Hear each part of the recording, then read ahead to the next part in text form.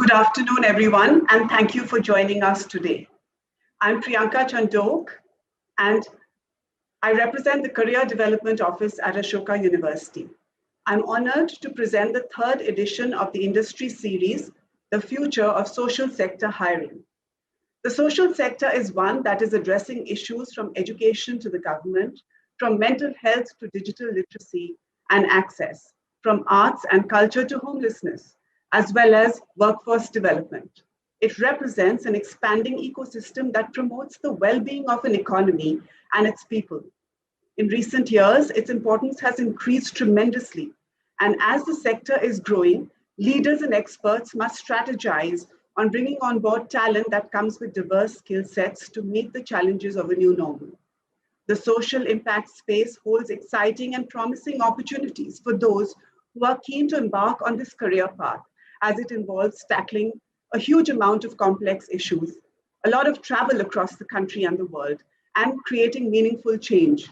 What we realize is that while the sector has evolved dramatically over the last few years, there is little external understanding and acknowledgement of these changes. Somehow, a majority still associates work in this sector with a limited set of activities that involve on-ground execution alone.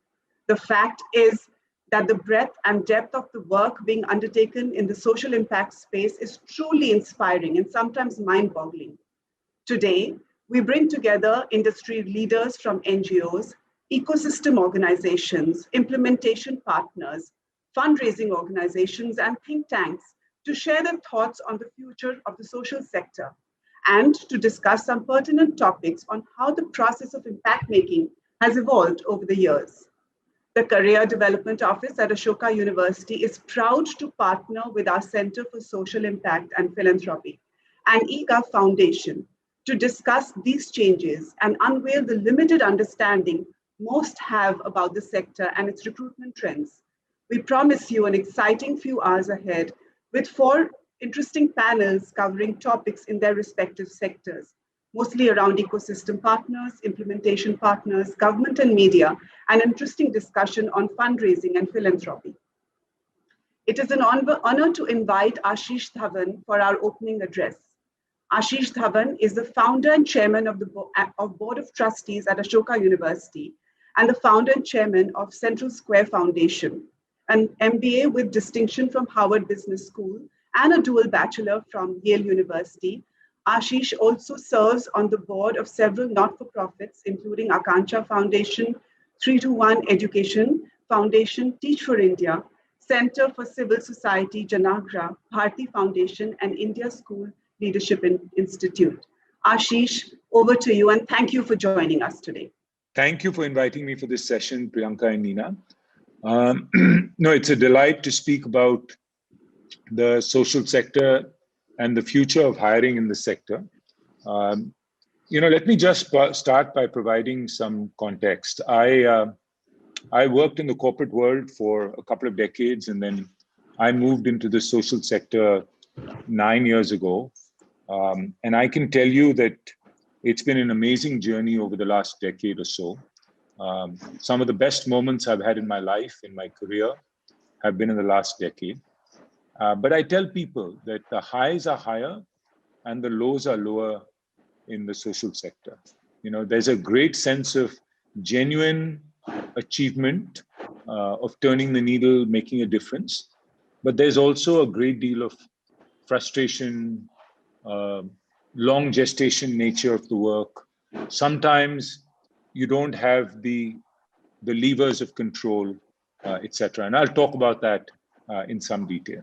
Ashish, sorry, Ashish, I'm butting in. Please turn on your video. I think your co-host now, you should be able to turn it on. Okay, it works now. It works now.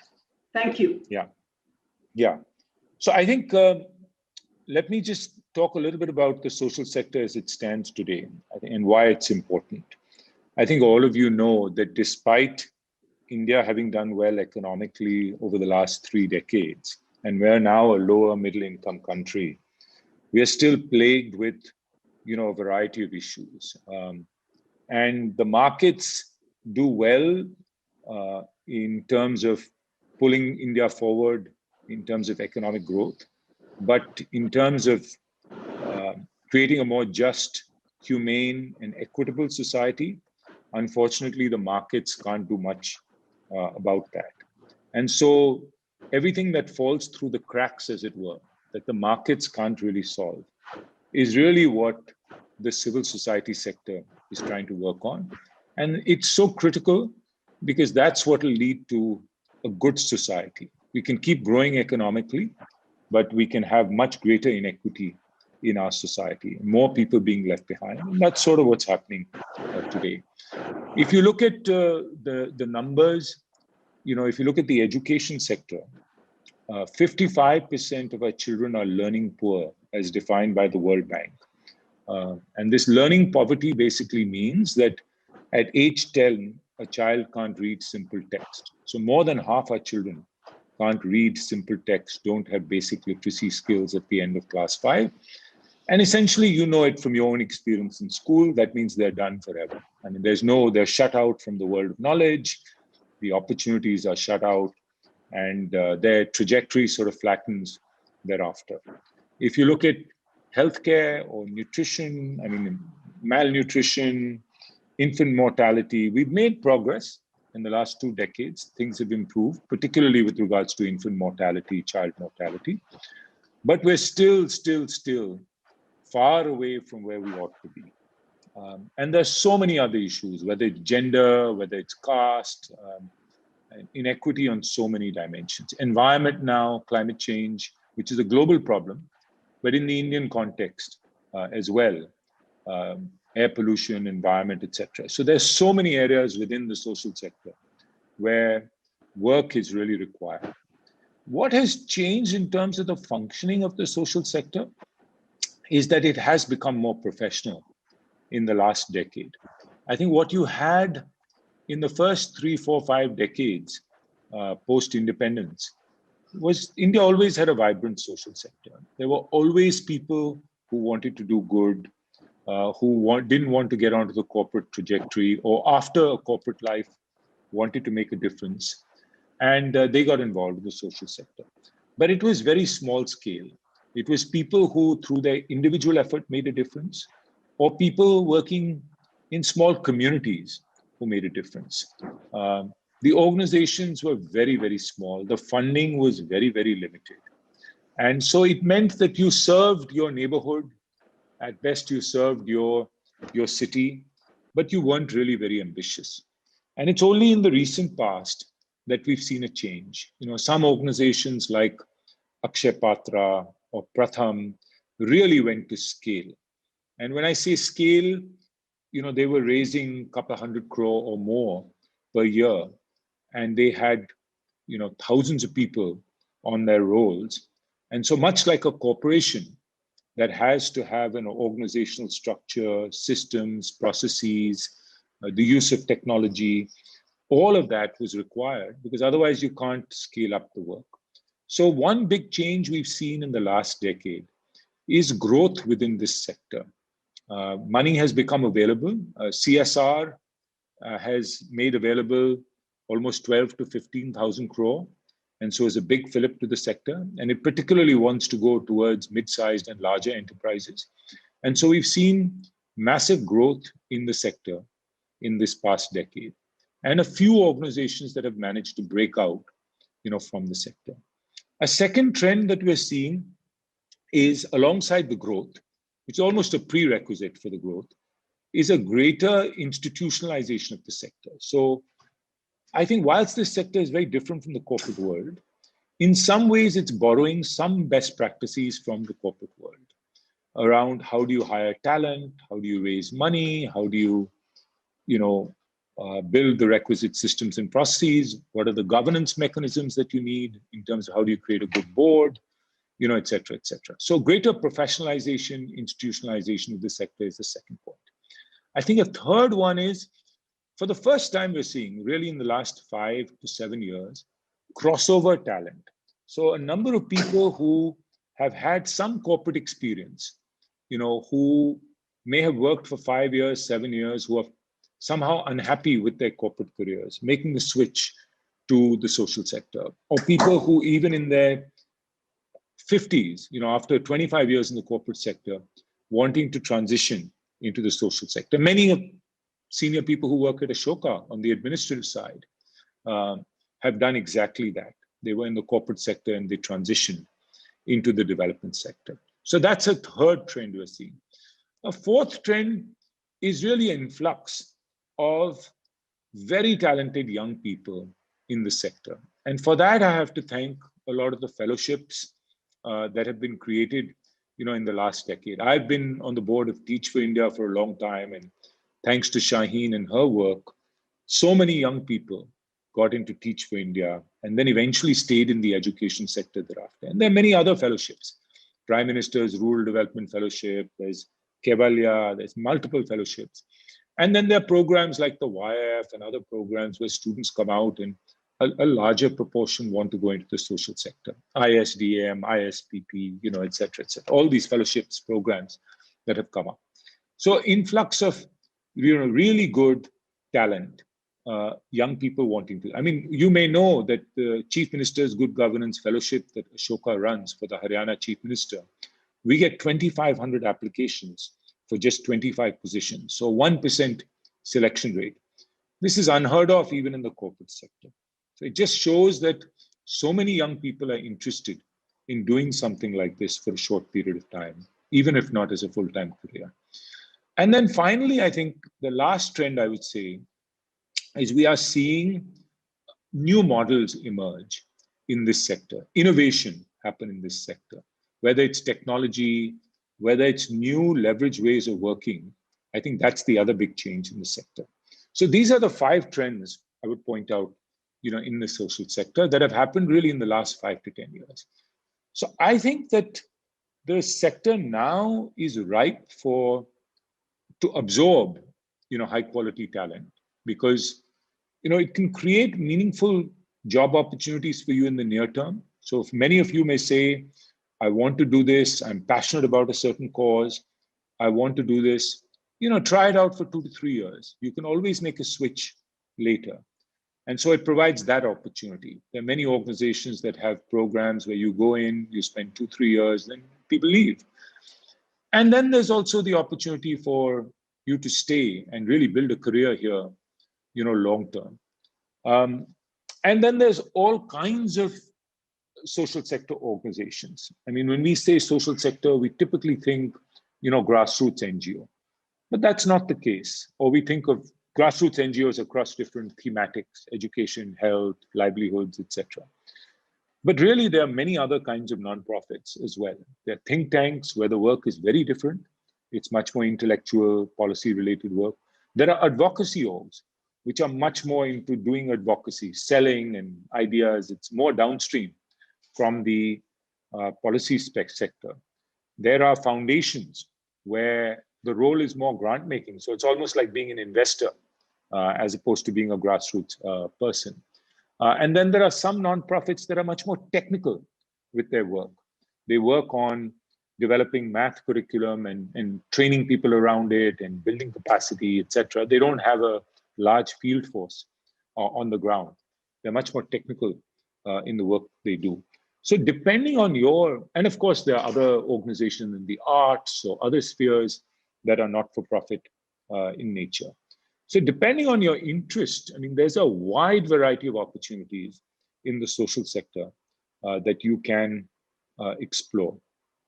I think what I would say is that, look for organizations that really invest in people. Look for organizations that have some kind of 2 or 3 year program for young graduates. Look for organizations that invest in learning and development. Because what you want, I think, is to go to an organization where, apart from what you learn on the job, you also have a chance to really learn more about the sector, but also learn more broadly about, apart from the vertical, about the development sector or about different aspects of how the sector functions. How does measurement and evaluation happen? How does fundraising take place? So like at Central Square Foundation, for instance, we have a weekly series that we run, which is open to all employees. And there's large participation, I would say, particularly from the younger employees, around all of these topics. And there's a speaker who comes in. And so there's a learning opportunity for everybody. And then there are other such sessions that are organized. And go to places where there's a certain critical mass of young people, because then you can walk over and you'll find somebody who's working on something else, and you can compare notes and you learn from your peer group as well. I would say I would look very carefully at funding that these organizations have. I know sometimes, it's not a buyer's market. I mean, you don't feel you're in a position to dictate terms. But I would say as an Ashoka student, do your due diligence. Look at organizations that at least will have the funding and the runway to survive, where you're not just scraping the bottom as you join. And look, go to YouTube and see a video of the founder and listen to them. I think most importantly, you should try to work in an organization where you have some line of sight to the leadership, even if not the founder. So work in places that are less hierarchical, where there isn't a sir kind of culture within the organization. And finally, I would say work alongside people, who are not only passionate, there's a lot of passion in this sector, but who really get things done. There are many organizations where there's a lot of passion, but they don't have the ability to get things done. And so I would say, look at organizations that have the right mix, is what I would advise you. So I would just summarize by saying, I think this is a very exciting moment for the sector. The sector went through a near-death experience during COVID for a couple of reasons. Funding obviously was less available, but also a lot of the field work stopped. Right? So some, like education, children were not in school for the last year. So what do you really do? But it's given organizations that have survived a much stronger survival muscle. They've had the chance to reflect and become stronger. And also they've had the chance to, because they're not doing field work, really build a lot of capability, knowledge assets that will make them do better work going forward. So I'll just stop there by saying that, the development sector is not for everyone. I think it's, most people will go to the corporate sector, and that's fine. I think you should come here only if you're truly passionate about making a difference in a particular area or in a horizontal. And I think you should be very careful about the organization that you pick, even if you're just planning to spend 2 or 3 years there. And particularly as an Ashoka student, I would also look at the track record these organizations have in sending students to graduate school, if that is your interest. Will a recommendation from this firm really make a difference? If you don't want to go to business school, but you want to go to policy school or education school or some other graduate program in development, what is the track record of this organization in sending people to these kinds of graduate programs? So that would be my sort of summary, and I'd love to answer any questions that you may have. Thanks, Ashish. That was an insightful session from you on the changes in India's vibrant social sector. You've answered most of the questions that had come online already by students, and also because we've run over with time, is it okay if we move on to the panel discussion, and perhaps we will ask you the questions later at some point? Of course. No, thank you so much for inviting me. Thank you. Thanks, Ashish, for being here with us. I'll move on to our first panel discussion. This is on ecosystem partners. Ecosystem partners specialize in social enterprise support. They are fully committed to social impact, offering tools, knowledge, and capacity building resources, along with advisory services to empower social entrepreneurs. Today, we have with us some of the leaders who have shaped this segment in the social impact space in India, to discuss how the role of ecosystem partners has evolved over the years and what opportunities are there for young professionals eager to join the fold. It is an honor to invite our moderator today, Kakul Mishra, the Director of People and Culture at the Nudge Foundation. He previously led the community engagement at the foundation. Before shifting to the social sector, he worked as the Head of Sales and Customer Success at Belong.co. Prior to that, he was working as the VP of Revenue at Baba Jobs. With his varied experience in business development, revenue success, and sales, Atul brings a unique approach to handling the people function team. Atul holds an MBA from IIM Kolkata. Atul will be in conversation with Aarti Mohan, co-founder and head research, advisory and programs of Sattva Consulting, Ravi Sridharan, founder ISDM, and Sunandan Madan, co-founder Dhwani Rural Information Systems. Over to you, Atul, for the next session. Thank you, Priyanka. And I will start with the basics first. Am I audible? Yes, you're audible. Okay, perfect. So I will start where Ashish left, and a couple of things to quote him. That the dev sector isn't for everyone. The highs are higher and the lows are lower. I think interesting thought in terms of that. Completely agree. Welcome to a discussion which we are going to have now, and very interesting panel. The panel has a combined experience of about, I was just looking through, about 52, 53 years total work experience, of which roughly about 25 to 28 is in the sector. So, I'm looking forward myself to learning and hearing some of the thoughts on how people see it. Apart from having spent time in the sector, our panelists today are also, founders and co-founders. So they have built these institutions, not only transition themselves, but most probably given an opportunity to a lot of other people to transition into the sector, and also shared tons of knowledge about it. So basic housekeeping rules, we will be spending roughly about 4 to 5 minutes with each of our panelists while they will be sharing thoughts on particular topics. Please keep sending your questions in the Q&A tab, and we will spend the last 10 minutes trying to answer as many questions as we can. Quickly moving on to our first panelist today, Aarti Mohan. Pleasure to introduce you. Aarti is a co-founder and partner at Sattva Consulting, where she heads the research, advisory, and programs practice. This practice closely works with foundations, multilaterals, and their ecosystems to deliver impact.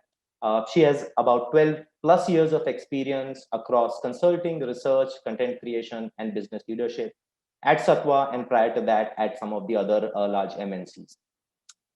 As part of her earlier role of leading research advisory, Aarti has led the creation of several flagship research and knowledge reports and multiple engagements, curating knowledge exchanges in the sector, bringing together funders, philanthropists, foundations, and nonprofits. Aarti also has a degree in terms of education, a computer engineering degree from BITS Pilani, and is an alum of the management program for women entrepreneurs from IIM Bangalore. Aarti, over to you, and would love to hear your thoughts, trends in the philanthropy sector in particular, and anything else you would like to share with us. Thanks, Atul, and it's a pleasure and an honor to be here. A lot of the very bright young fellows that come from this institute work at Sattva.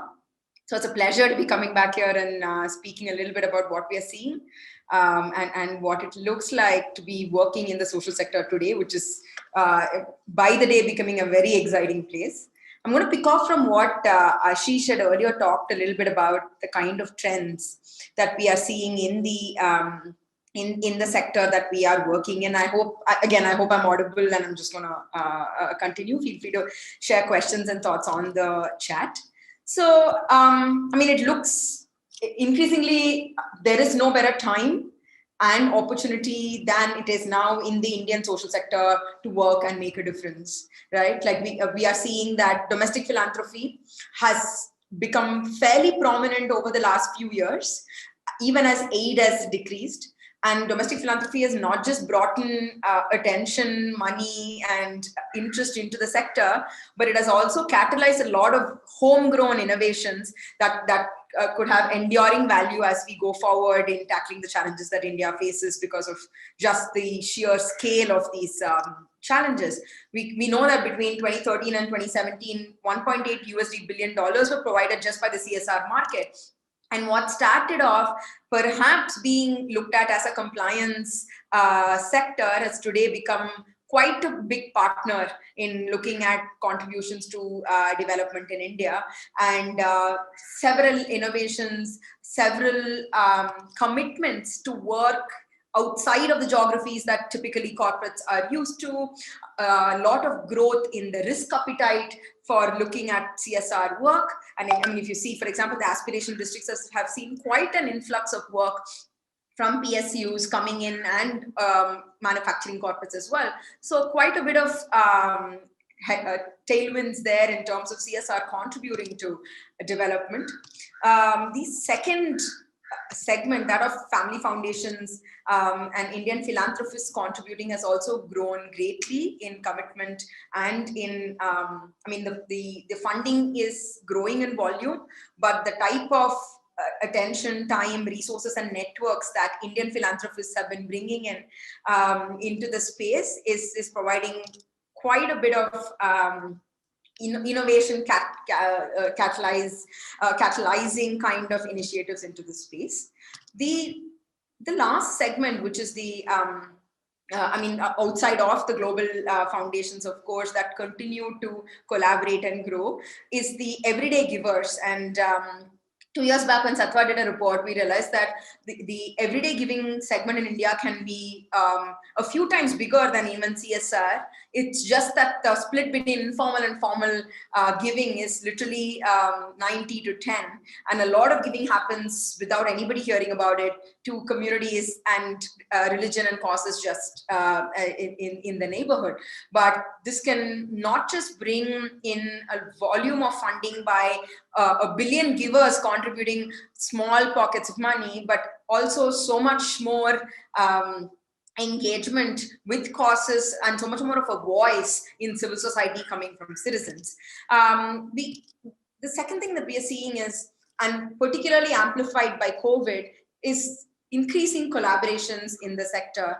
COVID itself brought in so many different collaboratives to come together literally overnight, right? If you look at RCRC, for example, it's 200 plus nonprofits that have been collaborating over the last year in the country. Satwa has been working with 25 organizations involved in life skills to see how can we mainstream life skills across the country by working with different state governments. There is a conversation and dialogue going on to see what can we do to move the needle among women's economic, I mean, among the philanthropic ecosystem in women's economic empowerment. And that's steadily seeing so much interest coming from different quarters. COVID last year also saw 50 plus venture capital investors and private equity investors coming together to start an impact fund called the Ag Grants, that then gave a lot of catalytic funding to COVID and now has branched, and Ashish is part of it as well, branched into 4 different segments. Satwa has had the good fortune of working with this group, and we can see so many more such collaborative measures, bringing in people from across the social impact ecosystem, financial institutions, private sector, the venture philanthropy ecosystem, and CSR and family foundations sort of coming together, which is really exciting. Financing innovation is also on the rise, and that's something that we're seeing. And to top it all off, I think what is going to be and what is going to define success and longevity in working in this space, I would say, and from our experience, I mean, we grew to about from 50 people 3 years ago to 200 plus people working in Satwa. And 5 things I'd like to say are what would be very significant in how talent can support this very exciting time in the development sector, particularly in the among people working in the social impact ecosystem. The whole Bharat plus global mindset. I mean, it's not as much about understanding global frameworks, but doing that and speaking Maithili and understanding the cultural context in rural Jharkhand. That's going to be a game changer. 2 is entrepreneurial energy, which is going to be very significant in actually unlocking more innovation. Facilitating spaces, influencing from within without authority, and a lot of the partners that we work with have really pioneered this kind of a framework, but doing that as a leader working in the development sector is so critical. Looking at how do we bring citizens to be more involved in the development sector is going to be very, very important. Last thing is tech and data are becoming super critical. Increasing appetite and interest in bringing more data into decision making. So how do all of us and how do you all as talent coming into the space look at evidence and look at informing various different decisions and programming in the sector based on data and tech? I'll stop with that and look forward to the questions. Thank you.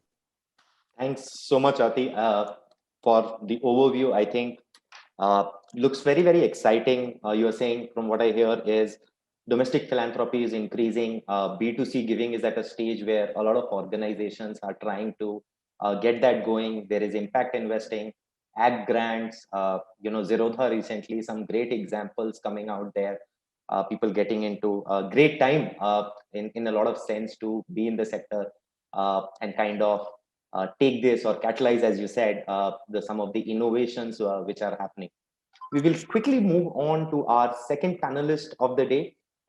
It's a pleasure to introduce Ravi, who's currently the founder of ISDM. And prior to that, he has had about 24 years of corporate sector experience at HSBC, where he was the regional marketing head for Middle East and Africa, head of consumer products for Asia Pacific, consumer banking head for Indonesia, and CEO and president director of Bank Economy, a bank in Indonesia that was acquired by HSBC. He quit his corporate career and switched to the social sector in 2011, almost a decade back, joining Azim Premji Foundation, where he was the head of education, leadership, and management, and then went on to co-found ISDM. Ravi has an MBA from IIM Ahmedabad and a BTech from IIT. Ravi, over to you. And while you talk to the audience today, if you could also cover a bit about trends in the social sector hiring, along with the capabilities which you think the audience needs to develop or how they should be thinking about moving into the sector. Over to you, Ravi. Atul, thank you so much. Such a pleasure to be in this group. Have many friends, mentees, students who've come from Ashoka. Besides, of course, having worked with Ashish and Pramath in setting up ISDM. Let me start by saying that the social sector plays a very critical role in making of a progressive society. This sector, as we all know, is like the third pillar of society. This pillar plays a very important role in the context of the other two pillars, even more so in today's day and age, which is the state and markets. On one front, it supports the other two pillars, and on another front, it challenges the other two pillars of state and markets, while keeping members of the society bang in the center of its work and really a shared vision of a desirable society. The challenges being addressed by the social sector are far more complex and needs to be addressed very often with limited resources and involving large members of the community. And like Ashish said, with the highs and the lows that one needs to go through. I mean, just to give you my own story, my work in school education in the country, I think was far more complex several times over than anything I did for 20 years of my life in banking. I mean, and I worked at reasonably senior levels. Banking and most businesses are relatively much simpler. Work in the social sector has to grapple, and increasingly with every passing year, with complex parameters, varied aspirations of society and its members, the complex power structures that exist in society and have existed for decades, if not centuries, recognizing that social challenges are all interconnected, carrying out the work without creating other problems in another area or for future generations, engaging closely with the state and markets, as I say, Samaj, Sarkar, and Bazar. In that context, Atul, you talked about, where is this sector heading? And since we have liberal arts students, I want to bring in, what are the strengths that a liberal arts student, specifically brings to this sector and how they may want to think about careers. I mean, let's just pick up liberal arts, right? All members of this audience will know, very simply, a liberal arts education offers an expansive intellectual grounding in all kinds of humanistic inquiry. Very simply, skills that strengthen your social and cultural analysis, cultivate the tools necessary to allow you to navigate the world's most complex issues. And guess what? The most complex issues and problems in the world are in the social sector, are in society. Need I say more in terms of what is required, why liberal arts students would be such an amazing fit in the social sector? This sector needs the brightest minds to join and work on the most complex problems the world needs to solve. This work, of course, involves the heart, head, and hand. Work that would give a critical thinker, a problem solver, an expansive mind, a person who understands society, people, and cultures. I mean, a liberal arts student, really, the most exciting careers and meaningful lives you can possibly choose. Ashish talked about how this sector is professionalizing. And in this context, I'd also like to touch on, in many ways, the work we do at the Indian School of Development Management, which, for those of you who are not aware, is a school of management dedicated to the social sector. We really believe that this sector has enormous power and increasingly the resources to have a far bigger impact on society and change lives of billions of people, But somehow it is hindered. It's hindered by the fact that, in our opinion, there is a serious shortage of professional leadership and management talent. And a cadre of professional managers with the knowledge, skills, and attitudes required to build and lead social purpose organizations. You recollect Ashish was saying there's a handful of organizations that have really scaled, can claim to have impact across states, possibly at a national level. We need that cadre of people. We need students of your kind who are in this audience, the brightest minds with liberal studies, to come into this space. And in many ways, this whole space of development management that I'm talking about, unlike the MBAs, this is a cadre that has a deep understanding of the complex nature of society and social change, and the knowledge and management abilities to analyze these complex situations, unravel intersectional problems, and really, lead people, monies, organizations, technology to have, to build those organizations, to have impact at scale. In many ways, what the MBAs did to the world of business, it made them scale to global levels. I'm hoping a cadre of development management professionals will do that for this sector. And really, I want to call on all you liberal arts students to seriously think about careers in the social sector. Thanks, Atul. Thanks so much, Ravi. Couldn't agree more on both the points which you touched. Have had the privilege to work with at Nudge both the students from ISDM and obviously a lot of Ashoka fellows and YF fellows over the past few years. And definitely the other point which you made, that there is a serious shortage. While there is a lot of interest into the sector, that converting into the kind of managers which are needed where people start career is still quite challenging. And most of the organizations which are in that growth phase, where there are roles open, are today currently going through that phase where identifying that talent is becoming a challenge. So definitely, the audience which is here is suited and aptly today have picked up most probably the skills needed to solve, as Ravi articulated, really complex problem solving, right? And in a lot of times in the social sector, the problems are also very, very multidimensional, unlike the corporate sector where a method to the madness. Having said that, Ravi, thank you so much. I will come back to you with a couple of questions which have come around liberal arts and how do people who do not have policy or economics understanding, how do they get in? So I will come back. But moving on, let me introduce our third panelist, founder of Dhwani, and Sunandan. I don't know if you have been seeing some of the questions there. I think there is already quite some interest about how do techies come in and how do they step in and help. Introducing Sunandan, he's the co-founder of Dhwani Rural Information System, a social sector-driven tech enterprise working towards building affordable and integrated ICT solutions for organizations working in the development sector. The belief that technology plays a potential role in amplifying social impact resulted in him founding Dhwani, whose core principles remain to be people, processes, and technology.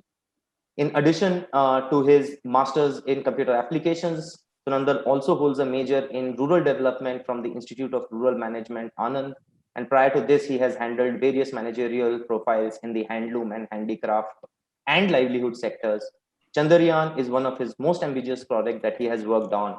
And over to Sunandan to take us through, what role does he feel tech first companies or technology enabled companies are playing. And I think he also has a presentation which he will share with you. Over to you, Sunandan. Let me know if you want me to share. Or if you can present, I think that would be really helpful. Sure. I think just to get, is my voice audible? Yes, Sunandan. Yeah. So just to set the, I think, context where I'm coming from, I'm a 32-year-old guy, joined, I think, Dhwani started in 2015, took that risk earlier in my career, to see that that there is a need for technology for the social sector. That was a larger context. Took that risk in 2014, and today we are a roughly 80-year-old organization. During the COVID time, we have increased our team strength from 50 to 80. I also do recruitment. I think every week I interview, or every month I interview 25 people. So you can say on an average, every year I have interviewed 300 people for different tech roles only.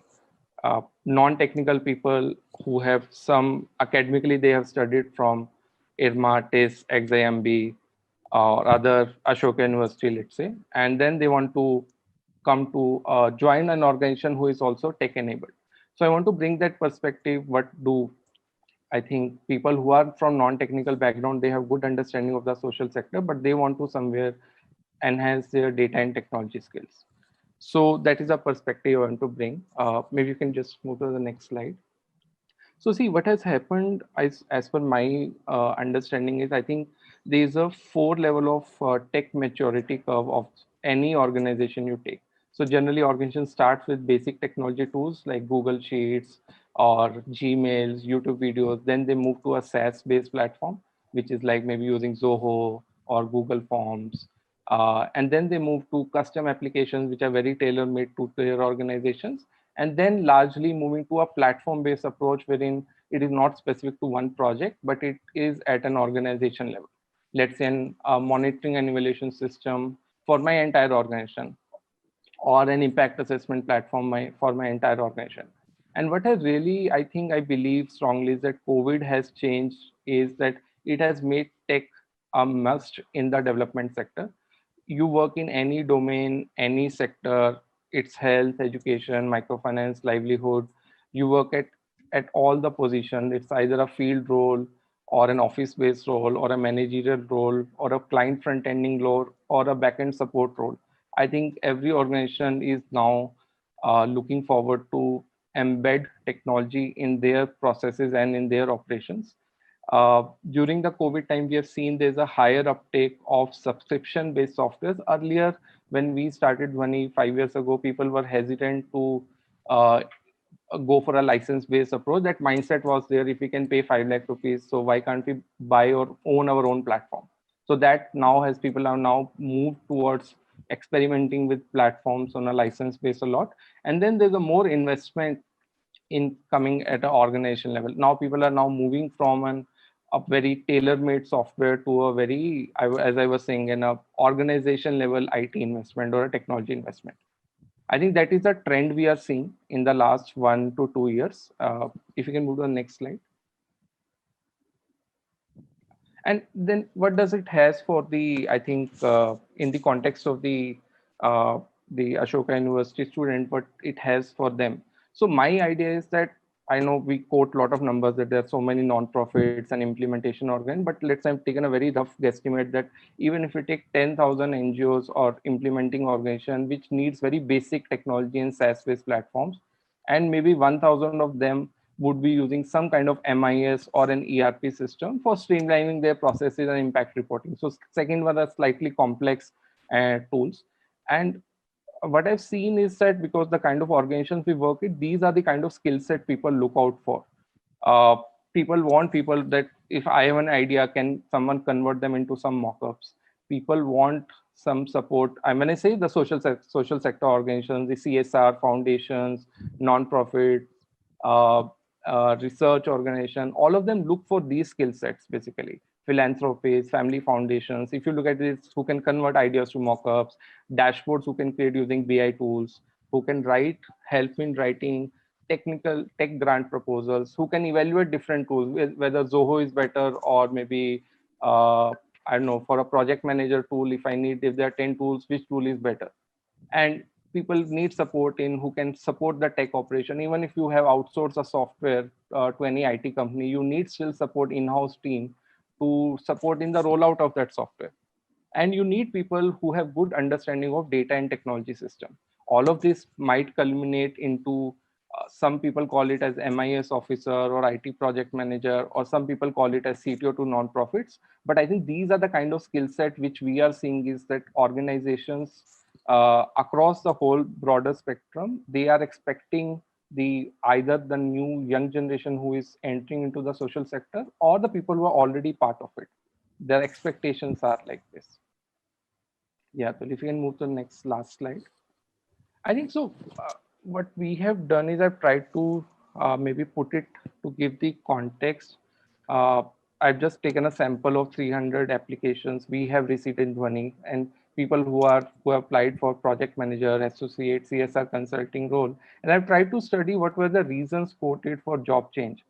And I mean, if you look at it, 26% people said because we have been maybe stuck in education sector, healthcare sector, we want to diversify our sector.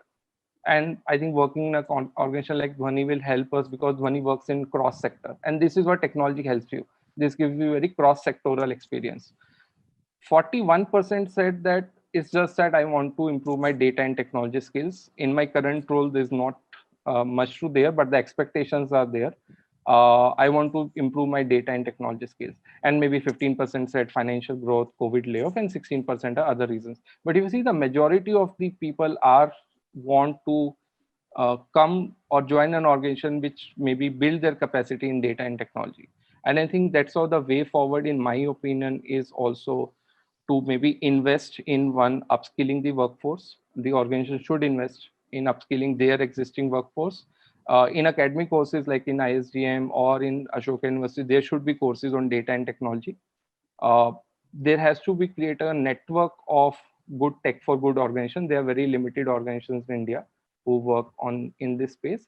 And then also building capacity of the non-profit leaders also to make them understand about the data and technology. So yeah, these are my key takeaways. And I think within Dhwani, how we have been doing is we have been investing time and energy in building our team members' capacity on business intelligence tools, on M&E, on tech proposal writing, to say a few things. Yeah. Thank you. Thanks so much, Sunandan, and all of you for sharing your perspective. I think we have a bunch of really interesting questions lined up. Ravi, Aarti, can I have all of you on camera, and I will go one by one in terms of questions. Ravi, just the first question has come from one of the audience members is, how can one gauge which organizations to support or join? What are the KPIs by which you can measure some of this organization? Second part of similar question is that since impact measurement in the sector itself is a fairly complex problem, if somebody is walking into the sector, what are some of those key metrics which they can look at, and how do they decide which are the organization to go after?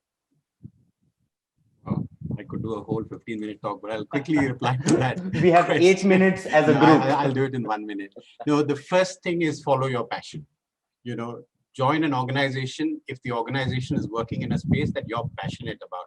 This is not a sector to work in just for the salary or just for a cognitive involvement. There must be a passion, an interest, a genuine interest to see a better world. And what I have found is, in the corporate world, I didn't care where banking ended up in the future, right? As long as I got my check and my bonuses. In this space, it doesn't work like that. If the theory of change of the organization matches your idea of what the world should be, the synergy takes you to another level, which is the joy of working in the sector that you can never get in this. And you can't put a money to it, a value to it, which is why a lot of people like us take a huge hit and come and work in this. So that's the one advice. The other advice is, of course, what Ashish said, right? I mean, who are these founders? Are they really passionate? Are they creating a culture? Believe me, even in the sector, there are toxic organizations, right? So talk to people, listen to the language that you hear, make your choices wisely, especially, students who are liberal arts students who have critical thinking, who have problems. So they must ask these questions before they join. In terms of impact, I think it's more about believing in the cause that you're working.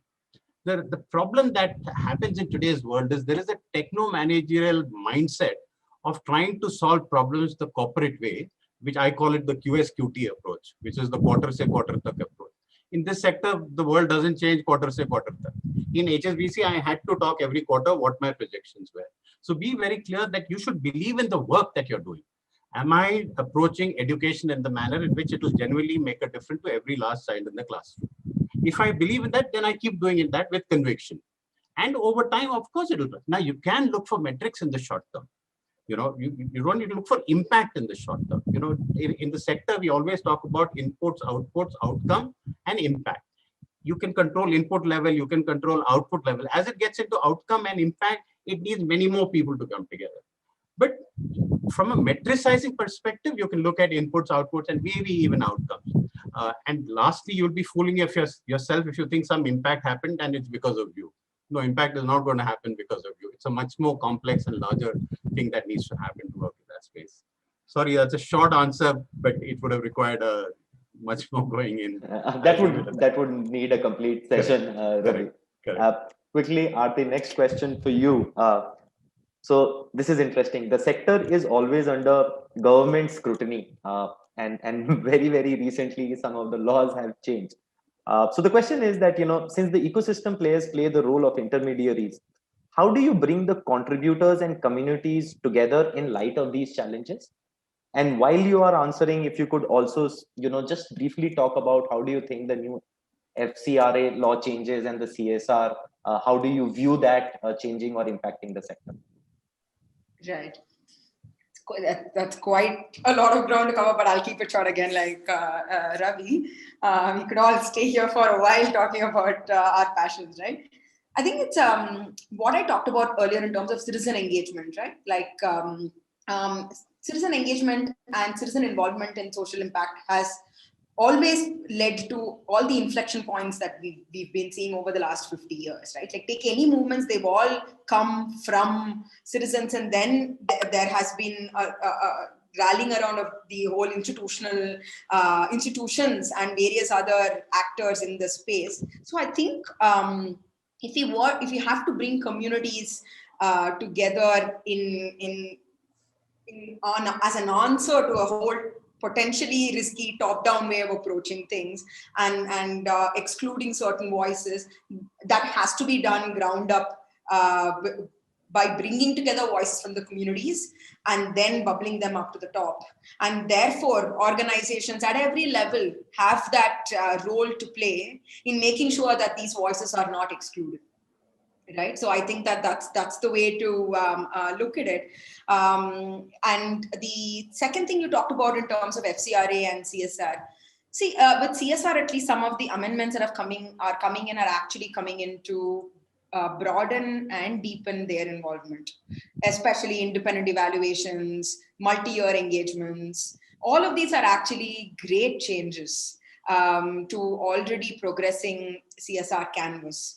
So we should just leverage this in supporting CSR contribution to be more effective, progressive, and move forward. And I think that's what every CSR we speak to is really thinking along those lines. So those are very positive changes. FCRA, yes, is making collaboration definitely more difficult. It's elbowing out potentially smaller organizations. And we are still looking to see what changes it could really bring in on the ground. We know that bank account, for example, has been a pain, at least as of now, immediate, and that's a frank, output that has already been measured.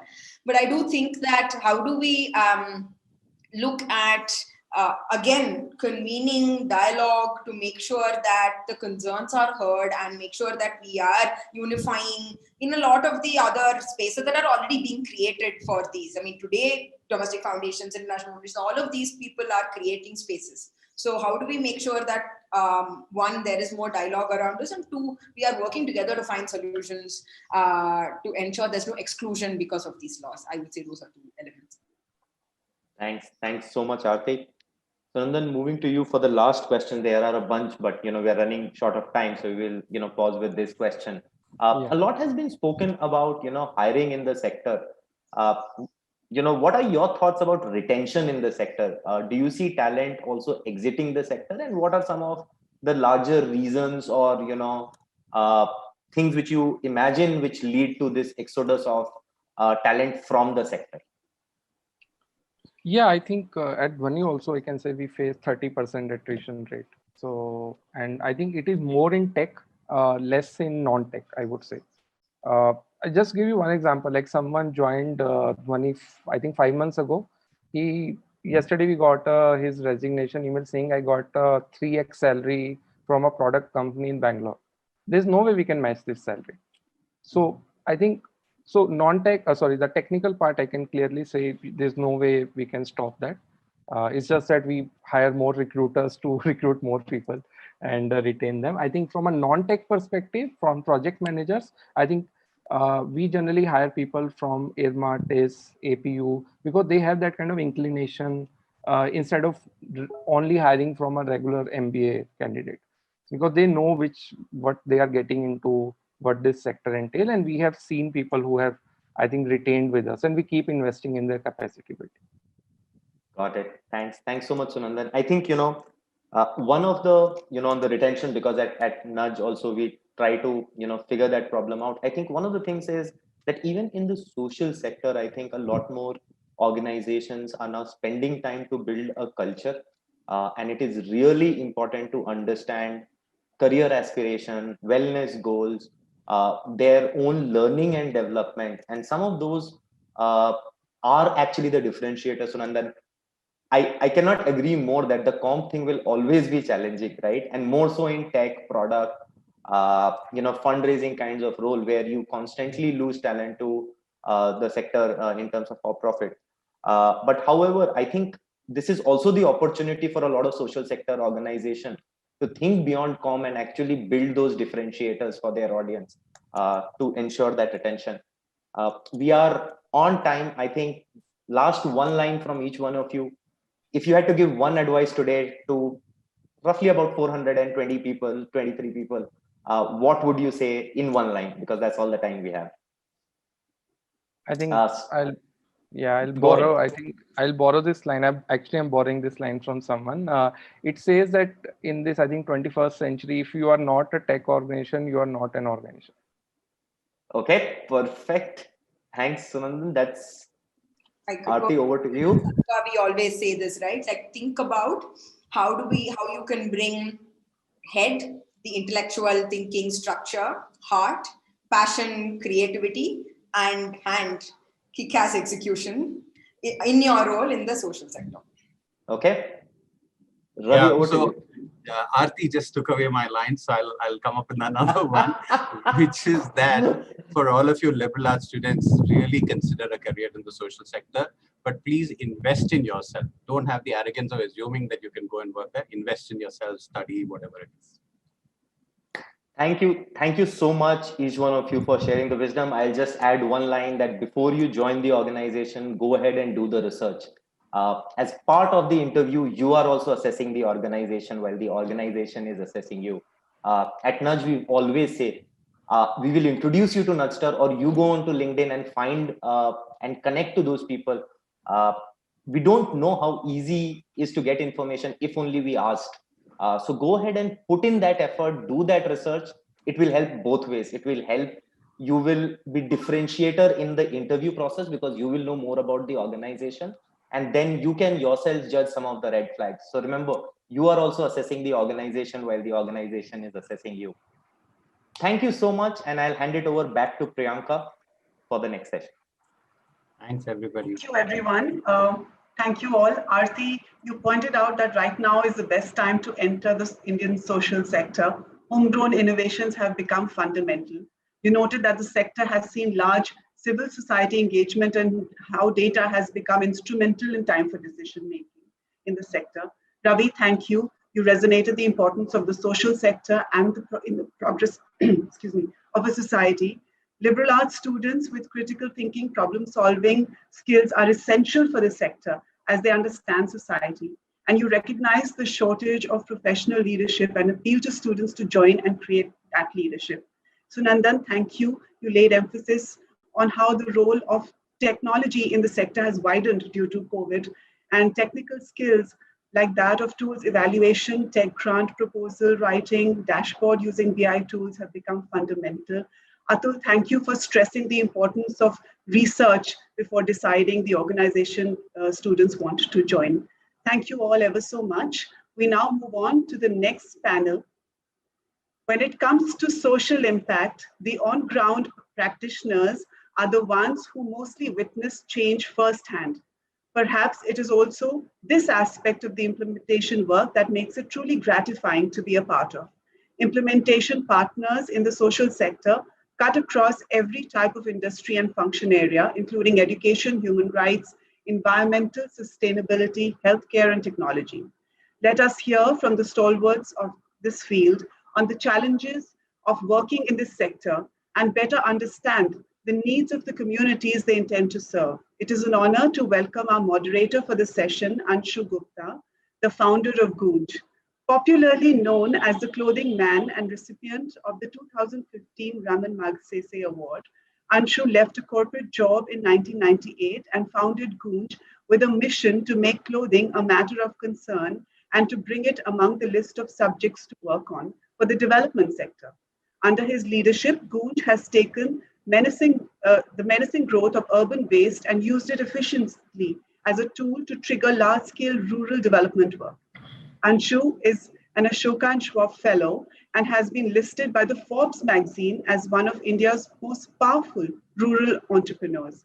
Anshu will be in conversation with Pooja Marwa, CEO of CRY, Jaimala V. Subramaniam, CEO Argyam, and Rukmini Banerjee, CEO of Pratham. Over to you, Anshu. Thank you so much, and so honored to be here, and especially with my three fellow panelists. I mean, CRY and all other institutions, we've seen those growing, and rather we have grown with them. But to start, so with these three people will speak, and before that, I am happy that I got this subject to moderate, because I go back on literally a little bit fake data, as I always say. The fake data claims that we have 3 million NGOs, and obviously many of us have been trying to find the source that where are these 3 million NGOs. And then I was just jokingly telling someone one day that if we have 3 million NGOs, that means we actually, as a sector, create about 60 million or 6 crore jobs, if nothing else. Because even if we say average 20 people in an NGO, which is the bare minimum, you can say.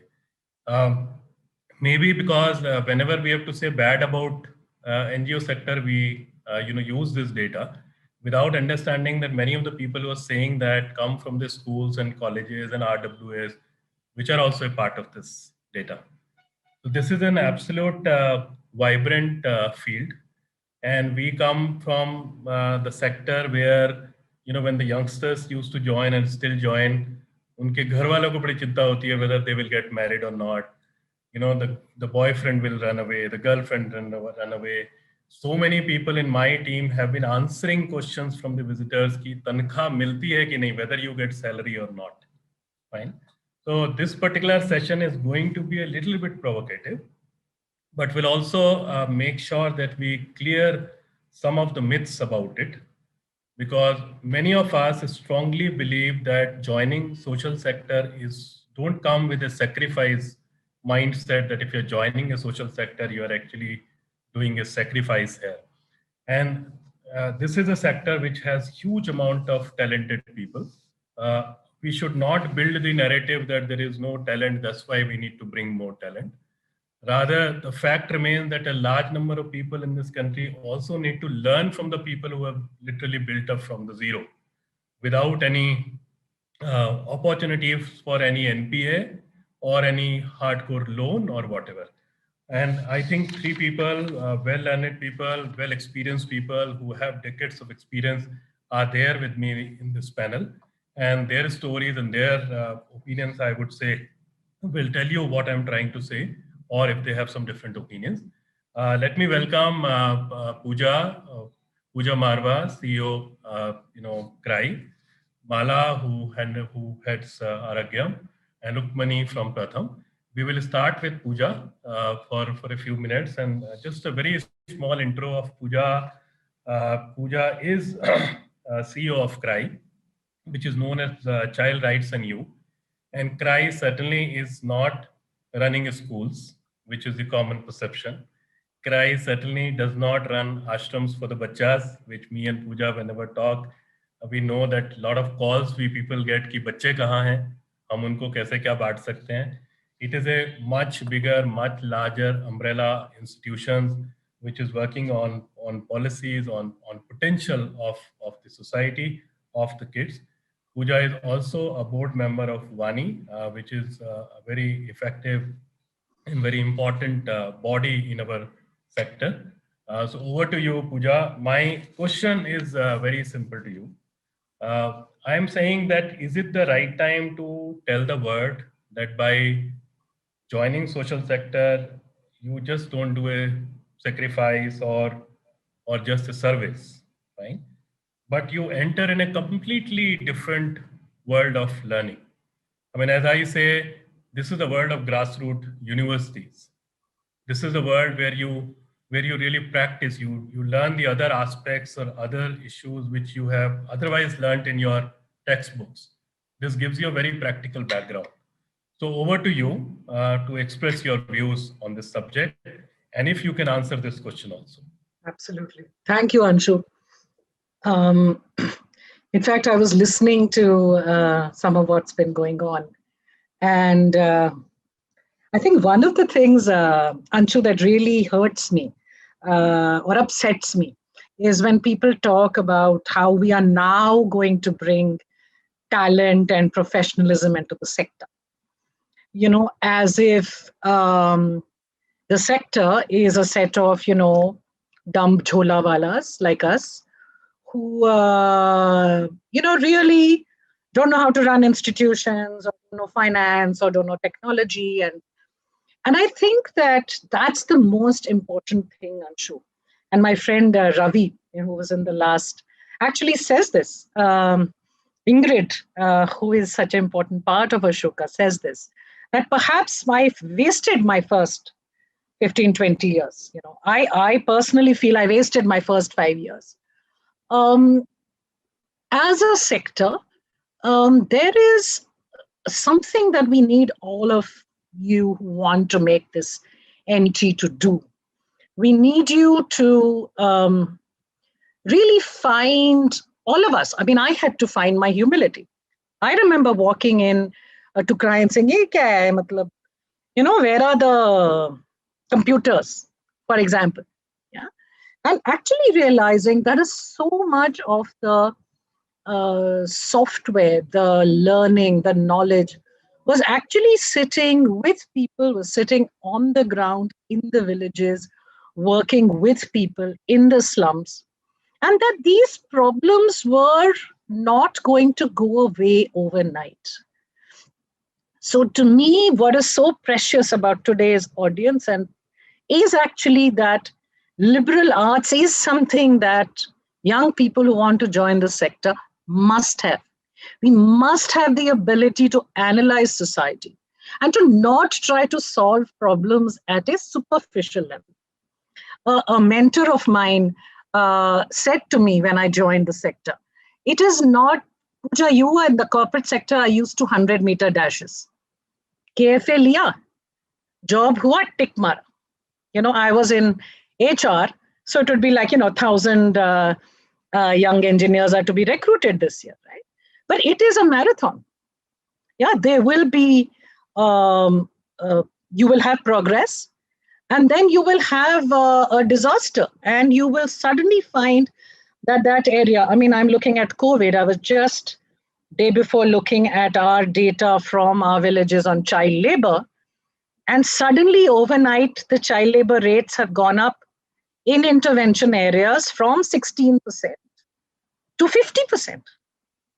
Because kids have been out of school. Kids are available, right?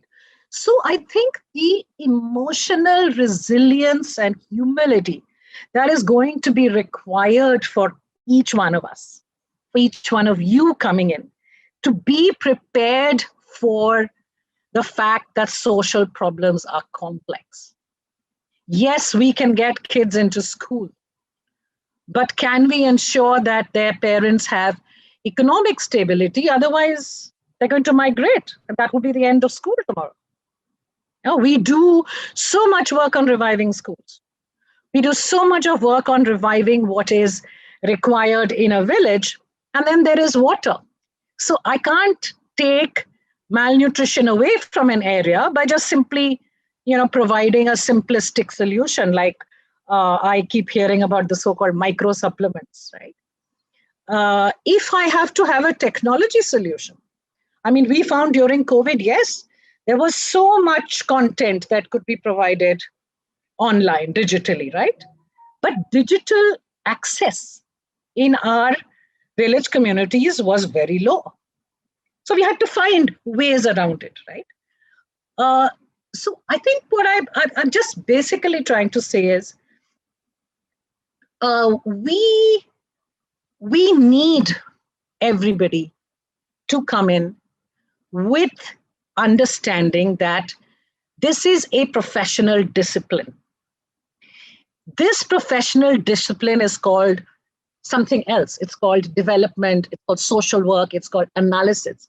It's got an ability to actually look at a social situation and identify every root cause, every factor, and create solutions that are complex in nature, where tech could be a piece, but so will work with all stakeholders need to be. That the need for sustainable solutions is not about paisa ka sustainability, but sustainability is about the work that you do. Will it stay behind or not? Will people's attitudes have changed? Is the government system working or not? Because in a country with close to, I mean, I work with children. So for me, the children number is what jumps out, right? We're talking about 350 million children. And I and Rukmini and all of us can touch what? How many children as an NGO sector? So we have to work in partnership with governments. We have to get governments to activate the right to education, for example. So I think come in prepared for the joyride of your life. If you are prepared to change, if you're prepared to face, a lot of setbacks along with the joy that comes from changing the individual life. And if somebody tells you, I remember this sanctimonious thing I hear from people coming in. Even if I change one life, it will be enough for me. I'm sorry. We do not need the one life changing. That you can do sitting in your home, boss. Yeah, give a kid a scholarship, you've changed her life. But if you're coming in here, come and look for systemic change. Come and make that effort towards scale, about creating models that can be scaled. Come in with ambition. And please don't come in patronizingly. I will now give my great MBA skills. I remember I was like that. And I'm telling you, it's very irritating for us, right? We have to also sit here and say, yes, we need MBA management skills. We don't need MBA marketing skills. We need management skills. We need accounting skills, as any organization does. We need human resource skills. We need development skills. We need social work skills. So I would say to any young undergraduate here, if you've studied sociology and political science and it excites you, go off and do that master's. Go off and understand how society operates and how solutions operate. That will be the true thing that we need.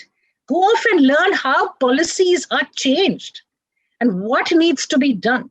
Go off and learn first-class documentation and first-class presentation skills, because we need communication. Yeah. So, Anshu, that's it. Nice. And Pooja, in any case, we really need to understand. I also heard last time in the last session also, we always talk about a scale and we always say only few organizations have scaled. Maybe many of us are not going to the grassroots and not looking at the institution who have scaled up even without a proper office, but the impact is scaled in hundreds of those villages, right? I think the definition of scale somewhere need to change in my opinion, and also the issues. So let me bring in Mala here, a dear friend, and also I think running an institution right now, which is a little bit ahead of its time, I would say, because now many of us are thinking about water, but this institution called Aragyam has been working on water, and also understand the wisdom of the grassroots, and that's how they work with the, on this issue. Mala comes with 2 decades of experience in strategy and execution in banking, education, not-for-profit sector, and many other things. As being that this sector is not attracting talent now. The talent has been there. Most of the biggest possible social sector leader were the icons of their own time, and they were the masters in their educations and every other field which was needed. It was their passion, to be in this field and do something good. So over to you, Mala, with a very simple question to start with. I mean, you work on an issue called water, which is extremely important for all of us. Whole lot of us talk about it, but it's also a very, water is a dry subject for people to come and work. Okay, so how do you really build this knowledge? How do you tell the people that it's water is not only water? So if I give you my own example of the institution, you go to Bundelkhand where we work, and a lot of people work on education there. But very few people understand that if you have to solve the problem of education there, you have to solve the problem of water first. Because kids migrate for many months because of lack of water. So midday meal is there, but not practically. Fine. Education is there in papers, but not practically, because there's a compulsion of water. So how do you really attract people to, or how do you make people aware of the issue so that they also take such challenges and such work as an opportunity to really settle down in life or do something good and meaningful? Over to you, Mala. Right. Thanks, Anshu. It's great to be here. And really, there are no simple answers to anything, right? I mean, we all try in various ways to articulate this as clearly as possible. So if for us, I mean, yes, as you said, we've been working in water for the last 15 plus years. We've been focused on water, and particularly the issue of groundwater, which is really a commons, right? Which has its added dimensions of how do you understand a commons resource, right? And what is the nature of participation in a commons resource? What are the trade-offs? Because it's a zero-sum game, right? What the water I get is the water you don't get. So who gets to decide how much water is given to whom, right? So there are many facets to it. First, of course, the groundwater is invisible. So just making it visible, understanding what is there, involves the science of hydrogeology. Then to sort of come together using social science to see how people can make social contracts to see how they can use that local water and change some behaviors on the demand side, involves a lot of the sociology, psychology, economics, and all of those aspects. So just bringing it back to the kind of student framework that you're talking about today, it really seems to me that it is very ripe for a liberal arts kind of framework, right? Today you're talking science, tomorrow you're talking money trade-offs, the day after you're talking government schemes and politics and all of that, right? So it is multidisciplinary. And it's true a sense, Anshu, you said that your education is not education, it's related to water. And we keep saying water is not water, it's related to so many other things, right? Water is livelihoods, water is life, water is gender, water is economics and so many things, right? So really when it comes to the social sector, what I have learned, and it's been a very short time, Anshu, just 8 years, but what I've learned is really we go in with an issue, but really that's a very supply side point of view, right? So I think if you're not open to really what is on the other side, which is really the side that needs the agency to build the solution for themselves, I feel like we lose the plot, right? Oftentimes we tell ourselves the problem is central. And sometimes we have a point of view and we go in with the problem, but we have to be open to that problem being very different from what we thought it is, right? So I think that openness, but yet having a kind of having done your homework. I mean, you can't just go there and say anything goes. I think that is really what I'm seeing as the interesting aspect of any work in social sector, and especially in water, right? Because it really does bring in all of these aspects that we're talking about. Someday you have to be macro because water is a hydrogeological boundary. It doesn't really follow village and administrative boundaries. But on the other hand, context is everything. You are working in that village, that socioeconomic issues, and those sort of whatever other issues that you have to deal with, that panchayat, that money that is available there. So you have to understand that micro issue as well. So this macro, micro, flashlight, floodlight, all of that sits in this whole water thing that we're doing. And currently we're looking at how does all of this, how do you then take this to more and more people? The point you made about scale, right? The problem is very large. We are not saying that that people are not doing the right thing, right? That quality is not enough. What we are saying is very few people are solving the problem that belongs to very many people. So how do you bring more people to solve the problem is what we are saying. And as you do that, you have to look at creating a more efficient sense of urgency, right? You can't keep rediscovering the same problem again and again.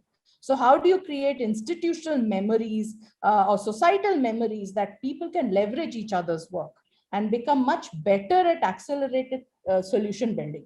That is really what we are saying. And we are all building on what happened in the past. There is no way you can go forward without leveraging the past, right? But all we are saying is the problem today is that the water issue today, if you're going to solve it 10 years from now, it's not relevant. So what can you use that's available today? And the problem is central. So it's not led by technology. It has to be enabled by technology.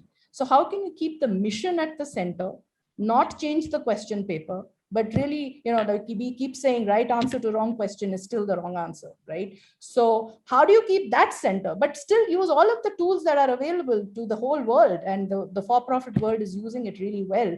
How can we bring it here? What does it take to do that? Because the ecosystem is not equipped to do that, but we'll have to start to equip itself, right? And that's what we're saying, to make whatever we are doing better, right? It's not that we're not doing things well. I think that's wrong. What we are saying is the need of the hour is that more of that needs to happen. How do you amplify the ability of people to do more? I think that's where it comes from. So this liberal arts education, use of technology, all of those things I feel are hugely valuable. And really to keep the mission at the center and keep cracking at it. It's really an obsession. I don't believe that this can be a job. All of you have said it. If you just consider it as a job, I really don't know if we are going to get very far. Wonderful, wonderful.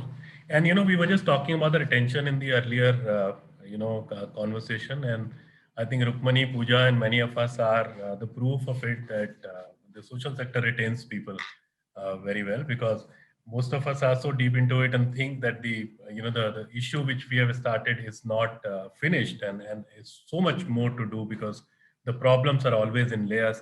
Bringing in Rukmani, Rukmani started with Pratham way back in '96, and now the CEO since 2015, and known for one report which many of us look forward to, called ASER, Annual Status of Education Report by Pratham.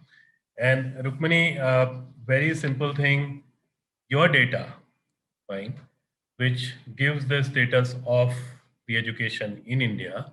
And even without data, we do understand that how things are operating, but data brings a lot of substantial proof of a lot of things. I always wonder whenever we see these kind of reports that how come this particular report is not motivating enough people to become entrepreneur in this particular line, or when they see an evidence or a proof of the problem, why these hundreds of so-called brilliant mind do not take up things in their hand and try to solve it.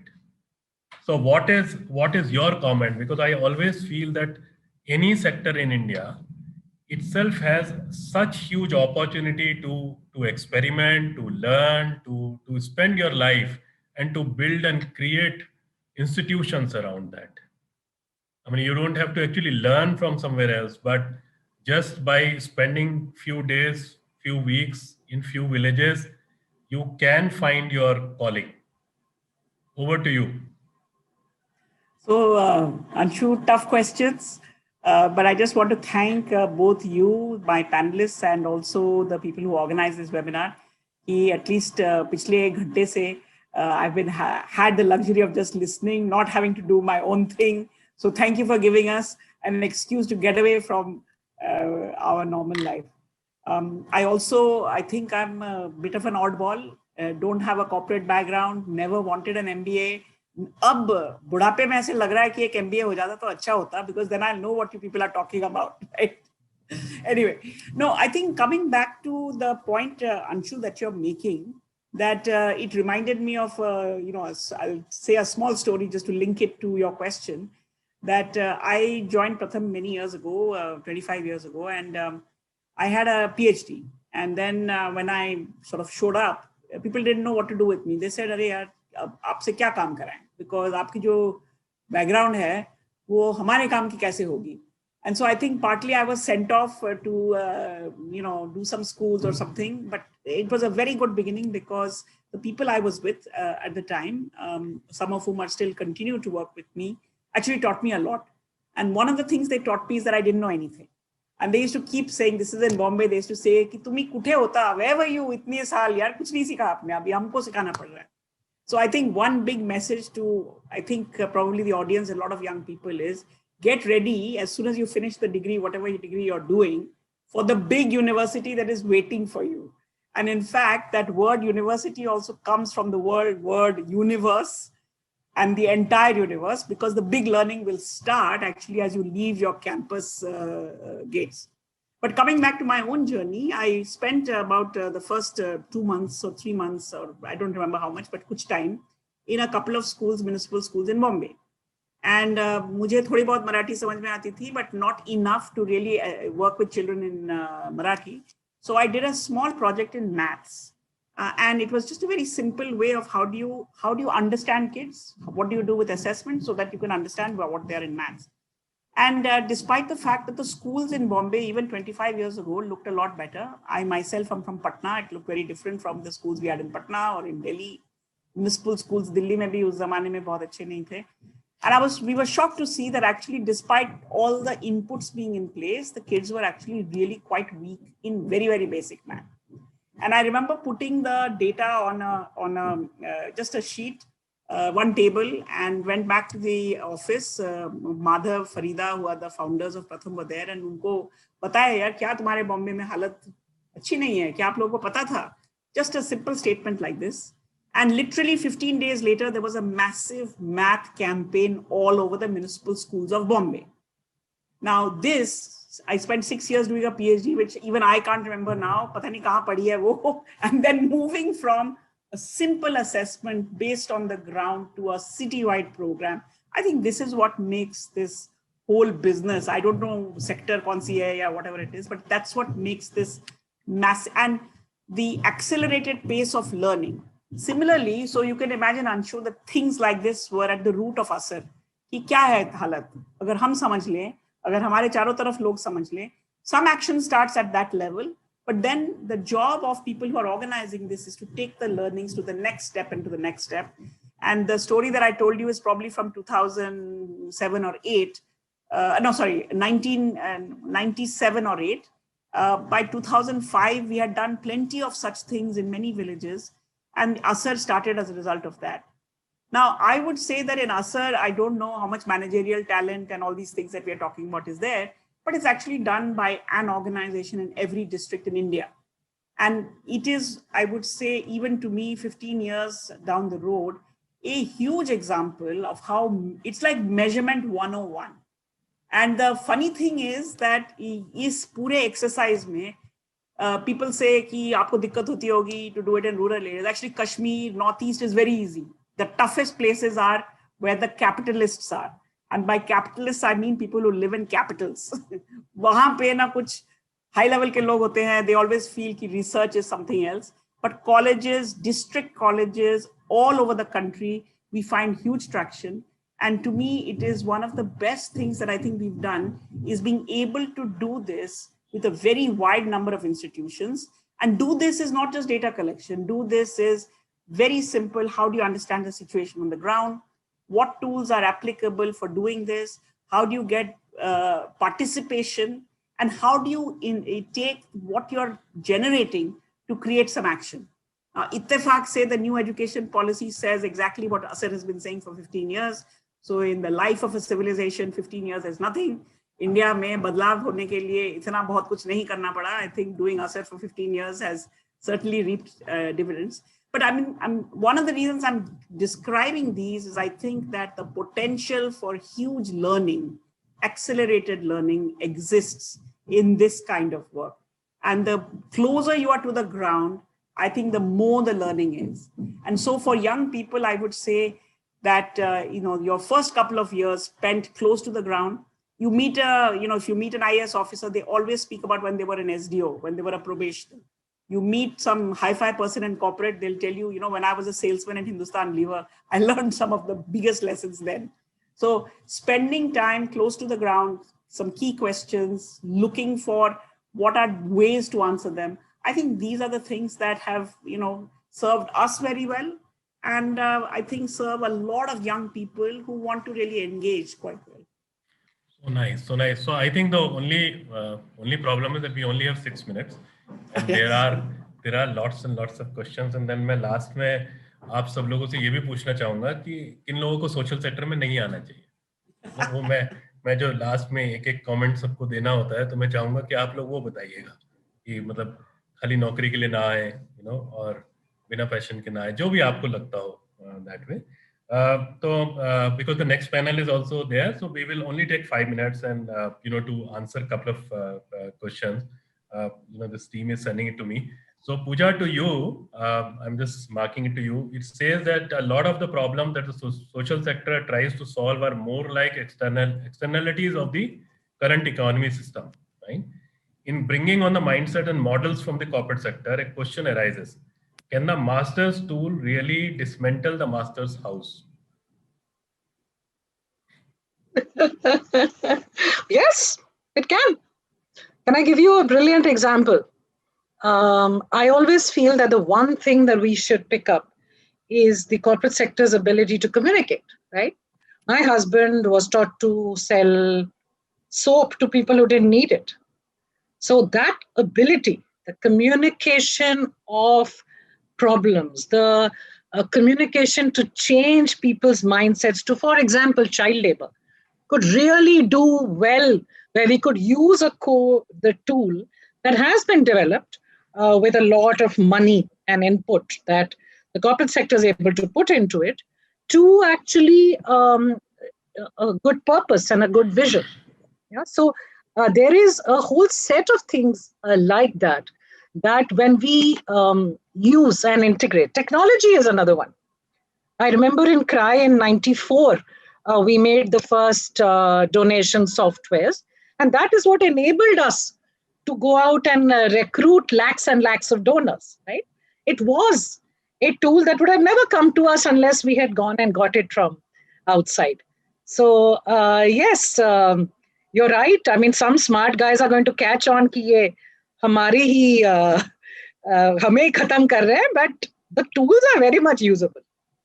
Fine. So Rukmani, because we only have a few minutes, I want your last comments today, including if you want to cover कि किसको नहीं आना चाहिए और किसको आना चाहिए. And I mean, because this, I feel I also come from a different sector that way. Fine. Many of us now belong to the sector. When we started, we didn't even know that there is something like this. There is a sector, here. And today we just love it. We just love it because. So any comment, any last comment for today? And there are lots of questions, and my answer to all the people who have raised this question, that I would request the team to send it to us, 4 of us, and we will make sure that we write an answer for all those to the people, because in this small thing we will not be able to answer all these questions. Over to you, Rukmani, and then to Mala, and then Yeah, I would just say, come in ready to learn. Learning doesn't happen overnight. तो किसी भी university में 2 साल का तो degree होता ही है. So give yourself time, give yourself width, and have a sense of adventure. Hierarchy, money, all these things, even boyfriend can come later. अभी तो maximize the time that you have when you're free and you have, plenty of क्या कहते हैं, space to explore things. नहीं, अच्छा है आपने जवाब दिया, क्योंकि कुछ सवाल इसमें सैलरी की बेंचमार्किंग को लेके हैं कि हम आएंगे तो सैलरी की बेंचमार्किंग कैसे होगी, डिग्री होगा कि नहीं होगा. I mean, I would say कि जेन्युइन एप्रीहेंशंस हैं, जेन्युइन सवाल हैं. We should honor these questions, because एक ऐसा माहौल क्रिएट हुआ है सोशल सेक्टर को लेके, वही जो पूजा ने कहा झोले वाला टाइप, या कि टैलेंट नहीं है, all that kind of thing, क्योंकि अगेन गोइंग बैक कि because we are not talking enough about what we have right now, you know, maybe that is why it is creating a little bit of gap. Over to you, Mala, for your last comment. Yeah, I feel the lines are blurring. Things are very different now. I don't really feel like those kinds of things are sticking. At least I'm not seeing that, and it's a good thing. But really, what I would say is you have to really, really love the gray, right? You will not find the white or the black. So I'd say those who enjoy the gray, more power to you. Those who don't, it's very tough. That's my really, because yeah, that's what it is. A lot of times nothing is in your control, but you still have to make sense of it. You have to get up in the morning and really engage with it. And you can't do that if you're constantly looking for a solution today. और thank you so much. और मेरा मानना यह है कि देखिए, एक तो बात यह है कि roti.com बनाने से रोटी नहीं मिलती, तो यू नो ये बड़ी गलत फहमियां हैं हम लोगों की। तो it's extremely important for many of us to really get into this. और वो भी जो हमारा थॉट है कि let's get our hands dirty, ऐसा कुछ नहीं है। ये हमें लगता है कि ये हमारे पास सीखने की एक अपॉर्चुनिटी है। The other important part is that the pandemic has given us a huge opportunity to really do much more. अभी हम लोगों को मुझे लगता है गिविंग बैक की जगह पेइंग बैक बोलना चाहिए, क्योंकि जिन किसानों की वजह से हम लोग आज यहाँ बैठ के वेबिनार कर रहे हैं, या जिन मजदूरों की वजह से हम लोग यहाँ बैठ के कर रहे हैं, वो दोबारा से रेलवे स्टेशन पर हैं, इफ यू सी। तो कहीं ना कहीं तो हमें भी सबको ये समझना पड़ेगा कि भाई कर्जा है और इसको चुका देना चाहिए हमको। And I believe that this sector gives us a huge amount of opportunity to literally pay back that कर्जा. It's a direct way of paying back. And rest assured, यहाँ पर भी तनख्वाहें मिलती हैं, अच्छी तनख्वाहें मिलती हैं, पार्टीज में डांस कर सकते हैं, शादियां होती हैं, गर्लफ्रेंड बॉयफ्रेंड भी होते हैं, सब कुछ होता है। ये सब सवाल कि आपको तनख्वाह मिलती है कि नहीं मिलती, जो पूछता है उसको मुंह फट होकर जवाब देना बहुत जरूरी है। उसको आप सहन मत कीजिए ये सारी चीजें, because this sector also has enough professionals, and like any other sector it needs more. ऐसा नहीं कि हमारे यहाँ कोई बहुत कमी हो इसलिए हमको बहुत सारे लोग चाहिए। और मैं तो ये भी कहूँगा कि बहुत ये समय आ गया है जब इस सेक्टर में इलाबेन जैसे एग्जाम्पल सिर्फ एक नहीं है, लेकिन यदि आप इलाबेन और उन जैसे बहुत सारे एग्जाम्पल से जाके सीखेंगे कि उन लोगों ने उस समय में ये कैसे इमेजिन कर लिया था, and how did they build their organization without any financial support, without any bank balance, without any land. How did they build that entire organizational culture, to the program, to what not? So there is so much of wisdom here. There is so much of grit here, and you all are trying to solve something for the society. Thank you very much to all three of you. A wonderful 40 minutes. Leaving it in the hands of Priyanka to sum it up or to ask for the next panel. Thank you. Thank you. Thank you so much, everybody. Thank you, Anshu, for pointing out that the social sector is a sector of learning, wherein young people can learn from people who have, over the years, built it up. And thank you all for sharing your personal experiences and journey. Pooja, thank you for emphasizing the importance of human understanding in the sector and advising our students to come to the sector with emotional resilience and humility, which I believe is very, very important. Mala, thank you for addressing how water is a complex issue, since it is a global common resource and with its own socio-economic implications, and focusing on the need for openness and research while working on water, along with understanding context and nuance. Rukmini, thank you for bringing in perspective of someone coming in from a background in academia and advising our students to be ready for a learning experience in the sector. Thank you all for taking out your valuable time and being with us. And with this, and Anshu, thanks for being a great moderator as well. With this, we move on to our next panel. And it is only with the support of government and the public that changes at a macro level can happen.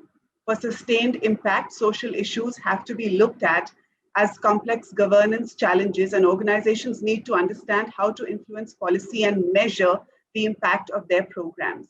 In this segment, we will look at how organizations have been working with the government, how the present government is answering present-day challenges, and the role media plays in sensitizing the public on underserved topics, unheard voices, and the narratives that are crucial to achieving social progress.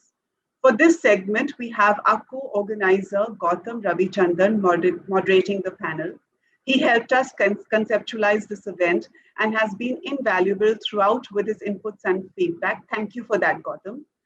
Gautam leads eGov's policy initiatives with the Government of India and partner states. He started his career at Janakra, where he led the Ward Infrastructure Index program and was on the founding team of the Education Alliance. Gautam has a MIB degree from Fletcher, where his studies focused on social enterprises and leveraging business models to reach underserved populations. At Fletcher, Gautam organized and co-chaired the first Stuff Symposium on scaling innovation in emerging markets.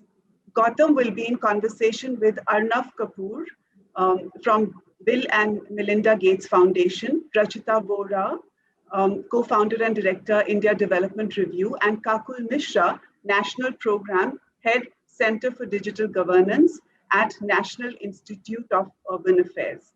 Over to you, Gautam. Thank you, Priyanka. So it's my pleasure to speak to all of you today and to actually introduce the panel for today. It's a very illustrious panel. So you've got Rachita Vora, who's a co-founder of India Development Review. All of you working in the development sector would know that this is a magazine and a publication that we all depend on to look at where is the cutting edge of the development sector today.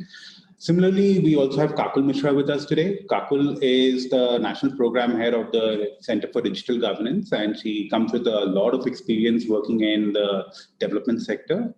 And finally, Arnav Kapoor comes to us today from BMGF, the Bill and Melinda Gates Foundation, where he heads their philanthropic partnerships portfolio. So the way we will do this is we will have a free-flowing conversation with the panelists, and then we'll go into some more questions based on what they have raised. And then at the last 10-15 minutes, we'll open it up for audience questions as well. So welcome all. I'm going to start with Rachita, and I'm going to say, Rachita, welcome today. Tell us about your journey into the social sector. What made you make the jump? Thanks, Gautam. It's great to be here today.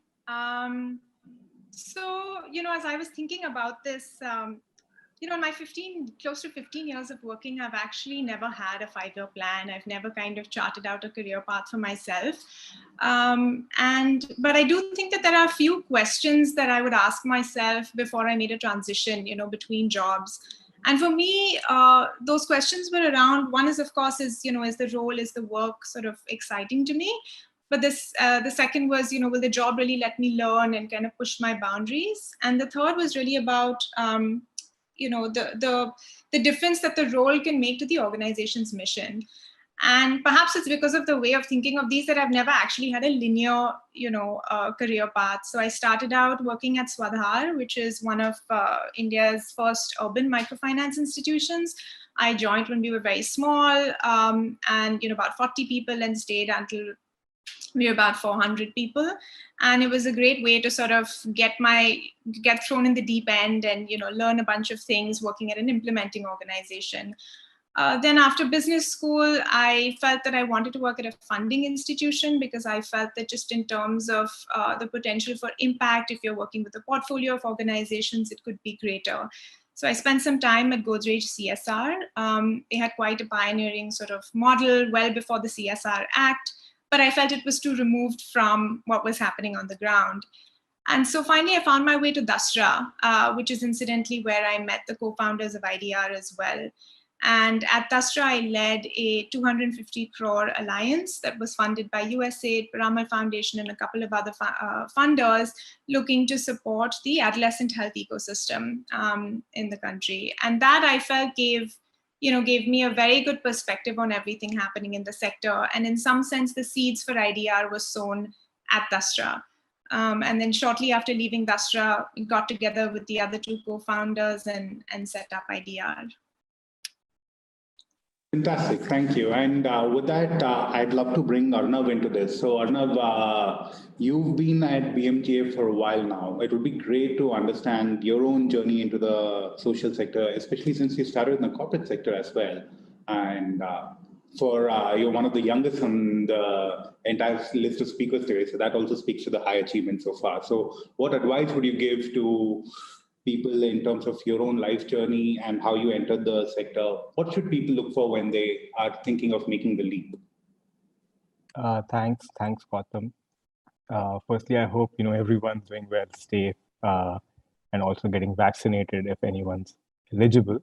Thanks for having me on the panel, and thanks to Ashoka, CSIP, and EGA Foundation. So, like Rachita said, I also didn't have a defined career plan, right? Did the usual, Indian course of engineering and MBA. Landed up in consulting at Deloitte, which was quite interesting for me because, it gave me a chance to actually work on different problems across different sectors. Worked very closely with government, areas in the government sector in the areas like power and so on. I've worked in the development sector as, from Deloitte perspective as a client, and also with the private sector. So it gave me a good opportunity to work across the three sectors and realize, from different vantage points, how each of those different stakeholders approach problems. And I realized that, the problems in the social space are quite deep and quite multidimensional. Which led to me to actually believe that I wanted to go deeper into the sector. So I happened to, pass an opportunity at the Gates Foundation. I didn't have a, plan to stay on for 8 years. I've now been here for 8 years, and the journey has been great. I was inspired by our co-chairs, Bill, Melinda, and Warren, and the vision of, all lives having equal value, but also, solving those problems across various key foundational areas like health, agri, sanitation, education. The vast opportunity that the foundation provided was very interesting for me to go into, given the different sectors we work with. And the journey's been great, right? I've worked in consulting, so I joined our internal consulting team at the Gates Foundation in 2013. That's the first time we were actually expanding our office from about 30 people then to developing a full India country plan. We were primarily working on AIDS before, but then went deeper into other non-health areas, including ag, wash, gender, and so forth.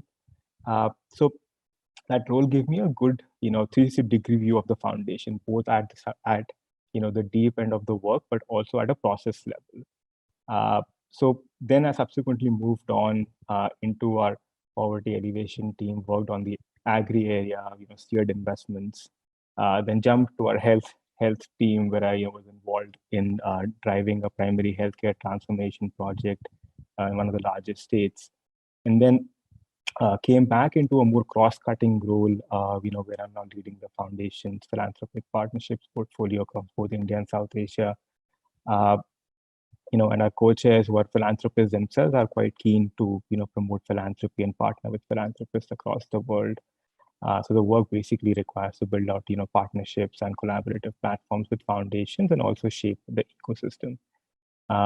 Recently we launched a program called Aname, which is a tribal health collaborative with the Ministry of Tribal Affairs, Health. On Wednesday, which is the World Health Day, we hope to improve the health and nutrition outcomes for India, to help achieve SDG 2 and 3. And now I'm also kind of leading more of the global work in South Asia for some of the countries. So I'll say, it's been interesting in the sense I've moved from consulting, came into the internal consulting team, worked across 2-3 areas more deeply, and then went back into a cross-cutting role where I still touch the deeper areas of health, gender, agri, but also look at it from a 360-degree view, and then have also got a global exposure across various areas. So I'll say to folks, like the opportunities which you should, which come to you, to not say no to them initially, because you never know how they would, transpire and would lead to you working in different areas. But, just wanted to give that context. Thanks for Thanks, Arnav. And I think one thing worth taking away from what you just said is start with your areas of strength. So you went from consulting into consulting, and that allowed you to actually enter the social sector and continue to actually grow in the space. With this, I would love to come to Kakul now. Kakul, as the National Program Head of CDG.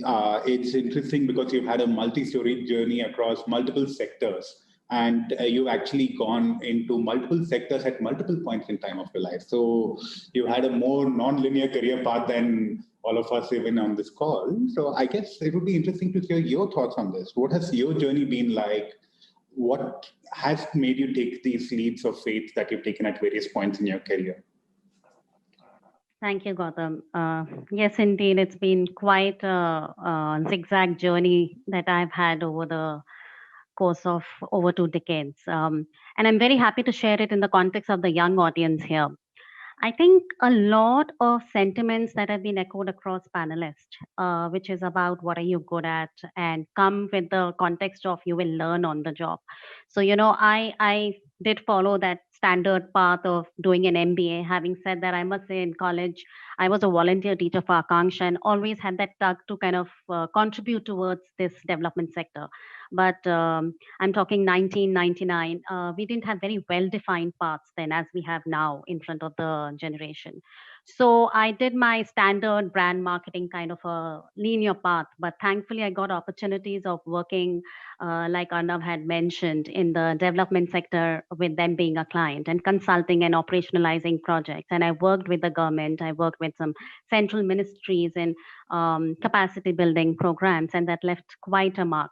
But again, it was always flirting with this, sector, because there was always this questions, very practical questions: money, growth, what is the career trajectory. Also, I'll be very honest, in the early stages of career, there was always this benchmarking with the peer. What are they doing versus where you are? And there was this imposter syndrome that kind of goes hand in hand with where you are. I think it took a decade to do all that and realize where truly the passion lies. I did diverse work in health, in telecom. I even had a stint as an entrepreneur in skills and livelihood creation.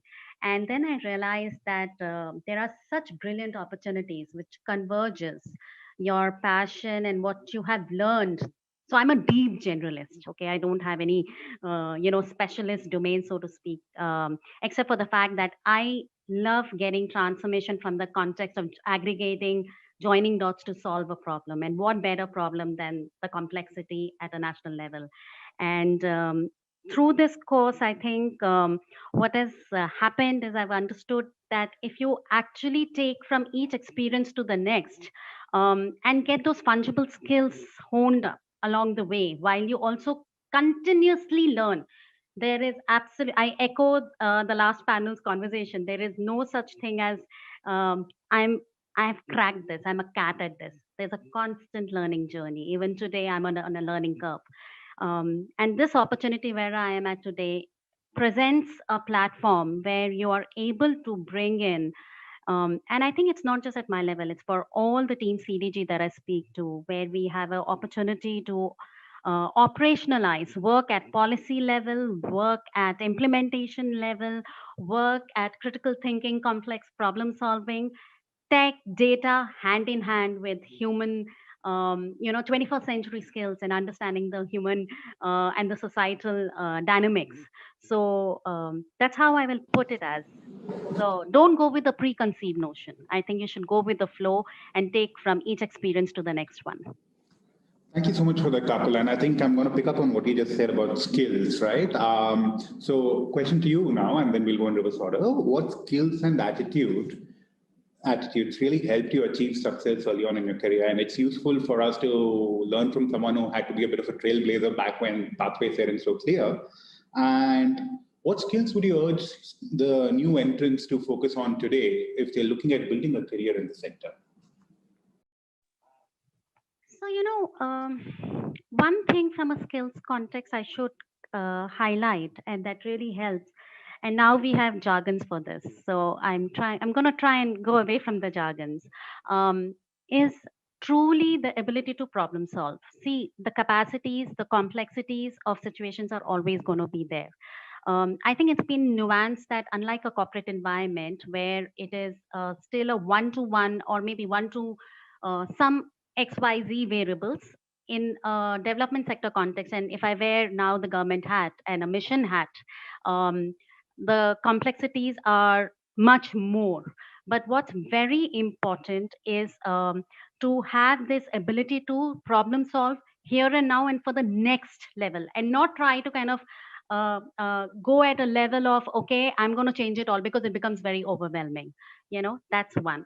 The second is what's very, very important. I think I cannot stress enough, and this has layers, is your ability to influence by way of right communication. Now, this is written communication, this is presentation, this is even whether it's a policy document creation, whether it's a procurement document creation. I think communication skills and the manifestation of the communication skills at multiple levels is very important. Stakeholder management. You cannot have the same language for every audience. Your ability to speak at multiple levels. I've been in a situation and in programs and projects where you deal with the CXOs at one side, you deal with the ministers, you deal with the bureaucracy, and then you deal with the beneficiary. The beneficiary could be your SHG, whoever, a citizen. In context of, for example, this program at CDG, I'm going to get in a practical example. We are operationalizing the National Urban Digital Mission. It's about data and tech. Who are our stakeholders? We have industry, we have startups, we have the state, the city administrators, we have the citizens, we have the civil society, we have the research and academia, all kinds of stakeholders. We cannot use the same language for all of them. What is important is your ability to align on a common vision, a shared vision goal, and break it up into what needs to be done. The third thing I'll say is execution excellence, and I cannot harp enough on this. I think whatever you take it with the passion and zeal, and break it up into chunks that you have to do. So that entire execution excellence framework, which is all about being a doer. Let's not just talk, let's do things. So have that hunger, that passion to learn. You may not have all the knowledge levels and the skills level. On context of that, I must highlight, don't think, do I have all the skills? I don't have all the tech skills that are needed. I'm not an AI expert or IoT expert. But here we are translating a Center for Digital Governance by getting emerging tech to be applied in the city context. So have that hunger, passion to learn and apply that learning. So I think that's what I would put the key skills as, and continuously invest in yourself. Thank you. And I'll kind of underscore what you just said at the end, right? Hunger to learn, apply what you're learning, and invest in yourself. So with that, I'll bring the question back to Arnav. Arnav, what skills and attitudes made you successful in your journey? And what skills do you urge new entrants to actually focus on building? What attitudes should they keep? Thanks, Gautam. And, what Kakul said, a lot of it resonates with me, right? I think the most important bit is problem solving and critical thinking. I think ability to analyze situations from various stakeholder lenses, gender, community, government, racial, environmental, looking at known unknowns to actually looking at deep unknown. COVID was a deep unknown in the 4-5 months initially, right? And practically no one had any idea how the disease behaves, neither the infection rate, neither the mortality. We are still in the second, third wave, and I hope it goes away soon. But we have a better idea now, right? Many organizations at that time, which were agile and flexible, moved very quickly. They started conserving cash, renegotiating contracts. In fact, many SHGs who we work with, they started producing masks and so forth. Second, I'll say, I think focus on continuous learning and reinvesting, right? I think we need to keep our skills current to keep pace with changes. There is a line in the movie Dil Chahta Hai, right? Hame naye to andaaz kyun ho purana. We need to continuously reinvest. Even a company like Reliance, right, has moved from a polyester company now to an internet company. I think third, I'll say focus on collaboration and teamwork. Deeply important in the philanthropic space right now. We are also witnessing increased collaboration. We had launched the India COVID Response Fund with Give India at the onset of COVID last year, which kind of became the giving collective for many Indians. Many philanthropists, but also corporates and also everyday givers like all of us participated in the campaign. And more than 250 NGOs participated and actually had, were able to have impact on the ground. I think fourth, I'll say don't say no early on in your career, I think I would say take on all opportunities. Many cricketers, this is the IPL season, start as 12th man, and they move up and down the batting order, as much what the team requires. Sehwag was, we used to bat at number 6 and then move to the opening slot and flourished. So it's important to get in, because if you don't get in, you won't get any chances. I'll say find mentors, because life is short, you have limited time. The personal experiences that you will learn from them, will allow you to learn, adapt quickly. You won't be running blind, and you'll also get real-time feedback. I'll say a couple of last 2 points. I'll say, focus on creativity, and try to stay away from distraction. I think social media is so distracting. I'm sure people who are, watching this session would have checked their phone or checked messages or browsed another window at the same time of listening to this session. I think we need to focus on deep work and lose yourself in specific activities. And last thing I'll say is perseverance. I think it's deeply important to persevere. I think everyone, has the will to win, but not many people have the will to prepare to win. And that's what you need, right? You need to continuously keep preparing and have that will and have that perseverance. So, thanks. Thanks, Arnav. I'm actually going to kind of underscore a couple of things that you just said, right? I think the find mentors piece, a lot of us, even I didn't do that early on. Like, I didn't actively go out to find mentors. I got lucky that mentors found me. And deep work. So that's a very important term. Everyone on the call, if you've not read the book Deep Work by Cal Newport, pick it up. It's a very quick read, but it helps you really get a lot more structured and focused on producing high quality work.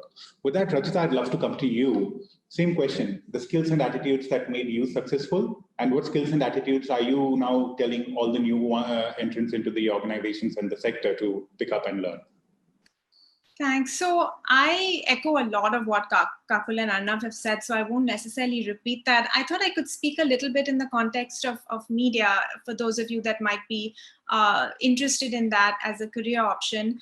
But before I get to that, if you're interested in the social sector and you're young and you're starting out, the best advice I could give anyone is if you're able to do so and have the luxury to do so, go and spend time in the field, right? Take your first 2 to 3 to 4 years of your career, just go out, and there are enough fellowships, there are enough organizations, there are enough opportunities to do that, because that learning is irreplaceable and will take you a very long way in your career. And I think as more and more young people are interested in social purpose careers, it's very easy to stay in our comfort zone. It's very easy to work at organizations in the city or the town where we grew up, and and to go into a desk job every day. But India is changing the whole time, and we don't know what is happening sitting in cities. And so if we want to work in these spaces, we need to experience what these spaces are like. In terms of, I think I would look at it as both sort of hard and soft skills, and both Arnav and Kakul have spoken about, about both. But I think, again, starting out, if it's your first job, sometimes the focus tends to be a lot on hard skills. But if you're starting out, you may not have those hard skills to begin with. But getting sort of the fundamentals of working right, I can't sort of emphasize enough. And these seem like simple things, but when you enter a work setting, sometimes they're not. So simple things like, multitasking. Arnav spoke about ability to handle uncertainty, the ability to prioritize, time management. All of these things help you leverage your hard skills that much better. And specifically coming to the context of media, I think those of you that have, from Ashoka, you all are really well placed for this kind of a role, because you all in a liberal arts education, you all have been, being trained about sort of critical thinking. How do you look at a problem from an interdisciplinary lens, and so on and so forth. And that's very much what we need in media. Obviously, good writing skills, I think that goes without saying, good language skills, curiosity, right? Curiosity about the problems, the issues that you're looking at. And, I think sometimes when people look at media, they think of it more as sort of just the journalistic side of it. But now with digital media, there is role for social, there's a lot of room for social media skills, for data analysis, for tech skills, and, even business development, because media houses need to sort of sustain. So again, I would just reiterate, it's not just the writing and the journalistic side. If you're interested in sort of the media space, there's a whole gamut of skills. But start out in the field if you can.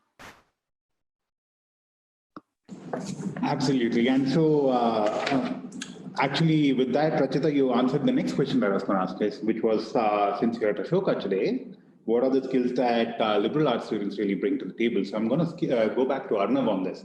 Arnav, what are the skills that liberal arts students bring to the table that a foundation like BMKF and your grantees value?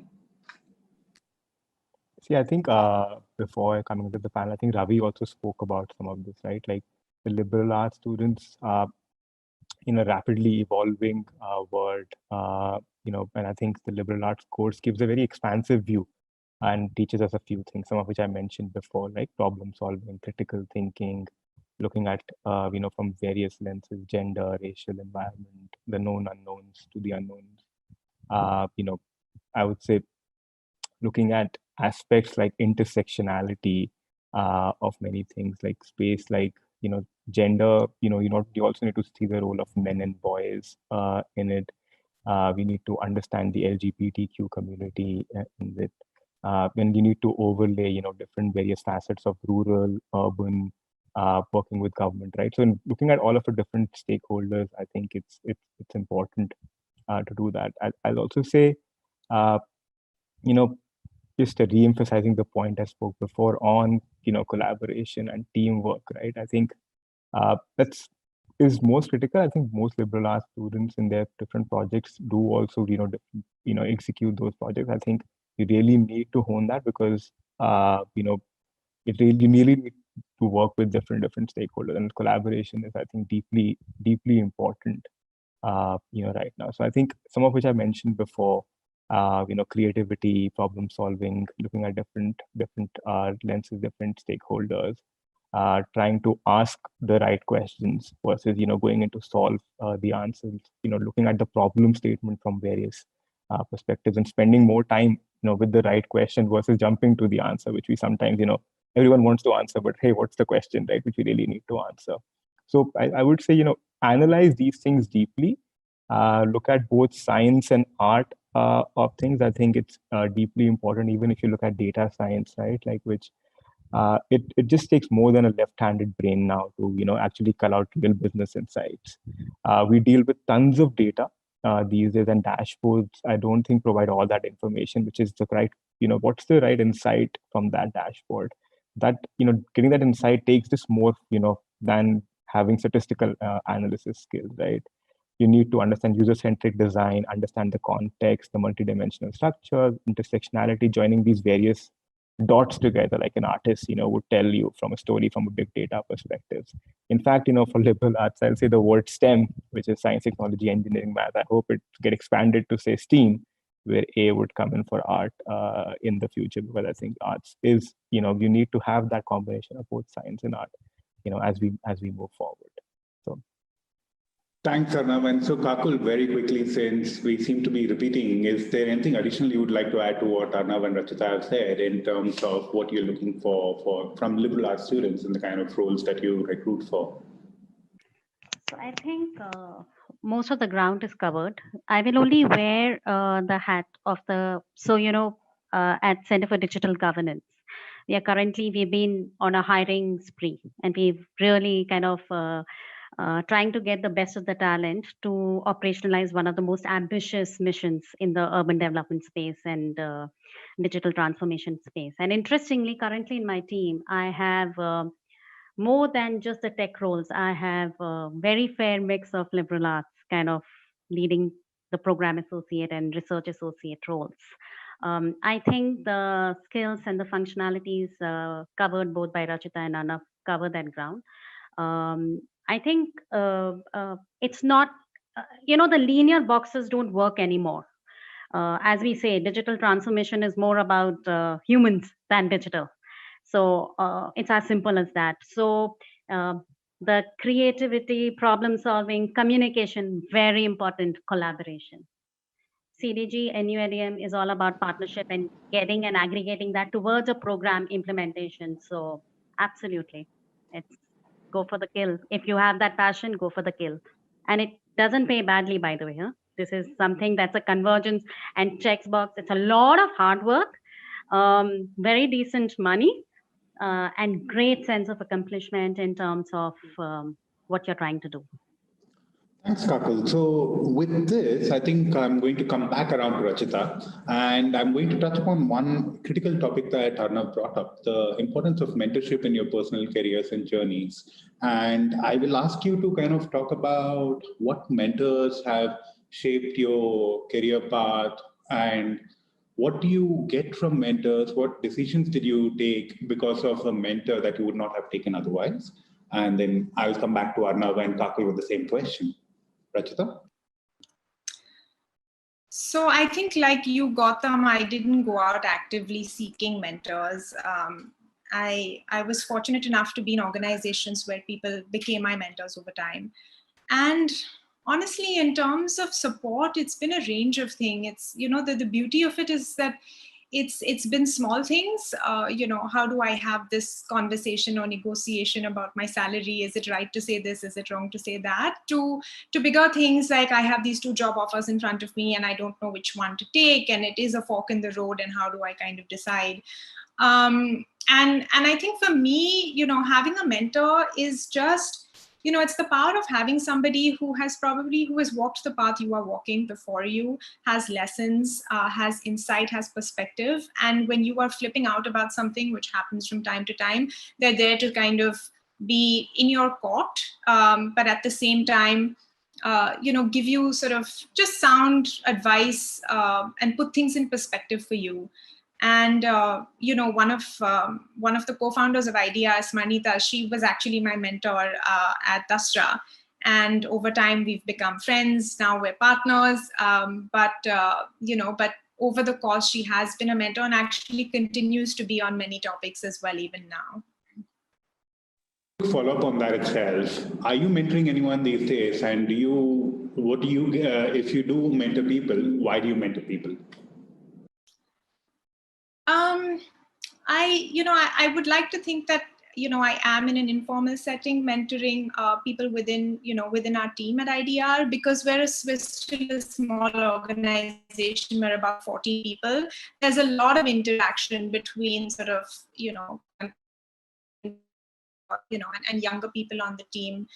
And the reason I do it is, I think people, other people, I think it's very much human nature. And I think I remember being in some of these situations, 10, 12 years ago. And I think that if I can help somebody else navigate it a little more easily, because I might have some perspective to share, then I'm happy to do that. I wish that I had that at different points as well. Great, thank you. With that, Arnav, I'm going to come to you.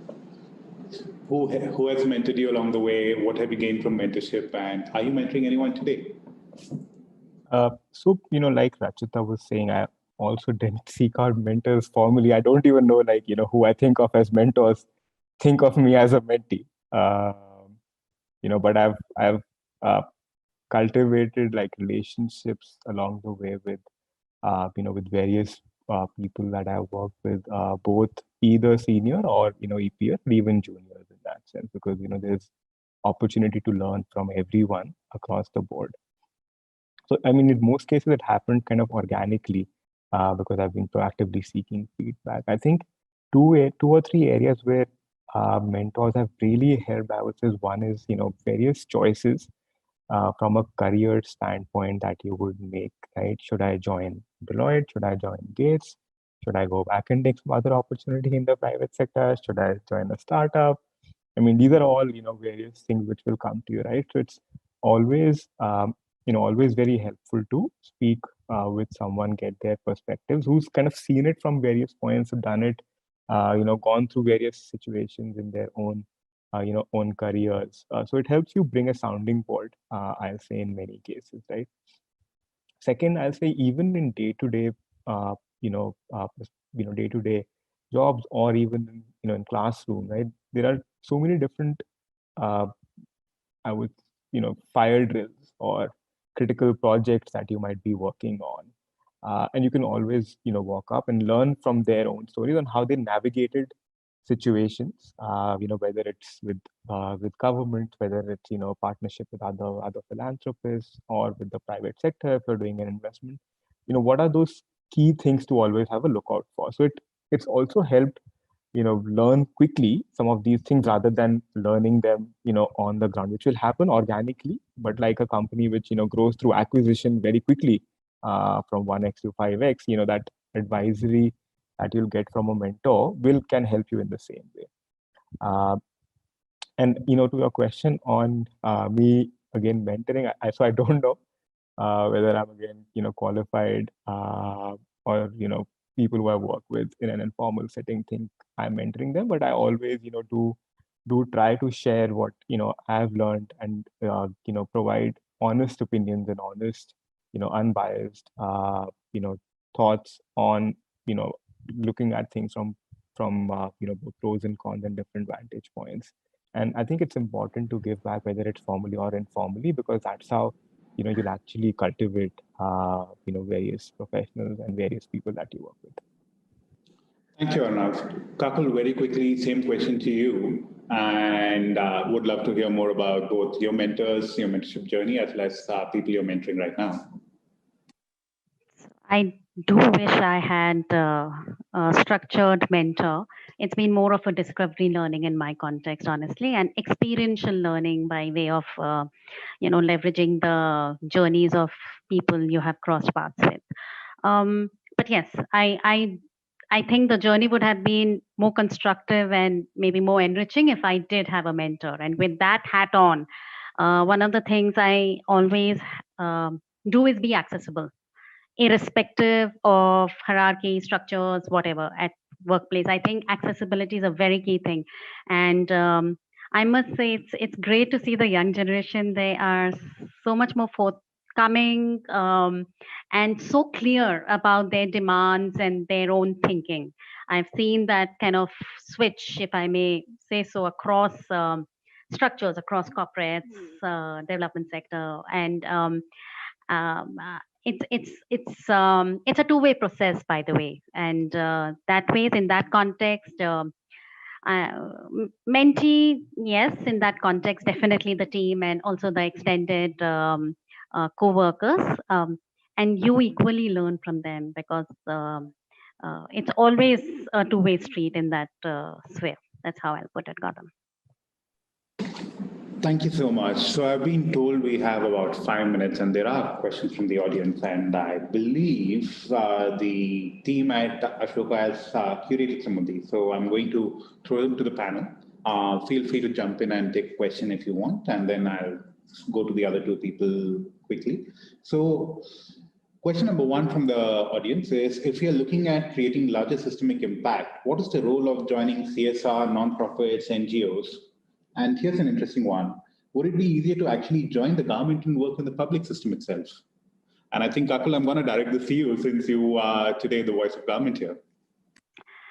So I will wear the hat of voice of government and say absolutely. The platform with the PPPs and structures such as Center for Digital Governance, and we have many such structures coming forth now with various missions, are very powerful platforms to drive systemic change. Bring in your voice, bring in your talent, merging the boundaries of private and public together and getting it going. So absolutely. And if I just put a metric out there through NUDM, we are trying to truly get municipal service delivery across 4,400 ULBs of India going over the next course of 4 to 5 years. So, and in a very systemic way, by the way. This is not just a big, hairy, ambitious goal out there as, one of the statements. That's our mission mandate, and that's our KPI. So needless to say, that's the place to be in. And if you get an opportunity, it will be a career-defining move, definitely. Thank you. Rachita, same question to you. Should you be in government, or can you create impact from outside as well? I think in a country like ours, where there is so much work to be done, it is possible to create impact, even outside the government. I'll speak specifically from the role of media where I sit. I think there is no better time than now to be a journalist, to tell the stories that need to be told. When Priyanka was introducing the session, she spoke about sort of underrepresented voices, unheard narratives, we all see what's happening in the country right now. And, I think that if you want to create impact for the country, being a journalist is definitely a great way to do so. All right. So with that, I'm being informed that we are completely out of time and the next panel is waiting on us. So thank you all for your insights today. I've learned a lot listening to all of you, and I'm sure the students did as well. Thank you for participating.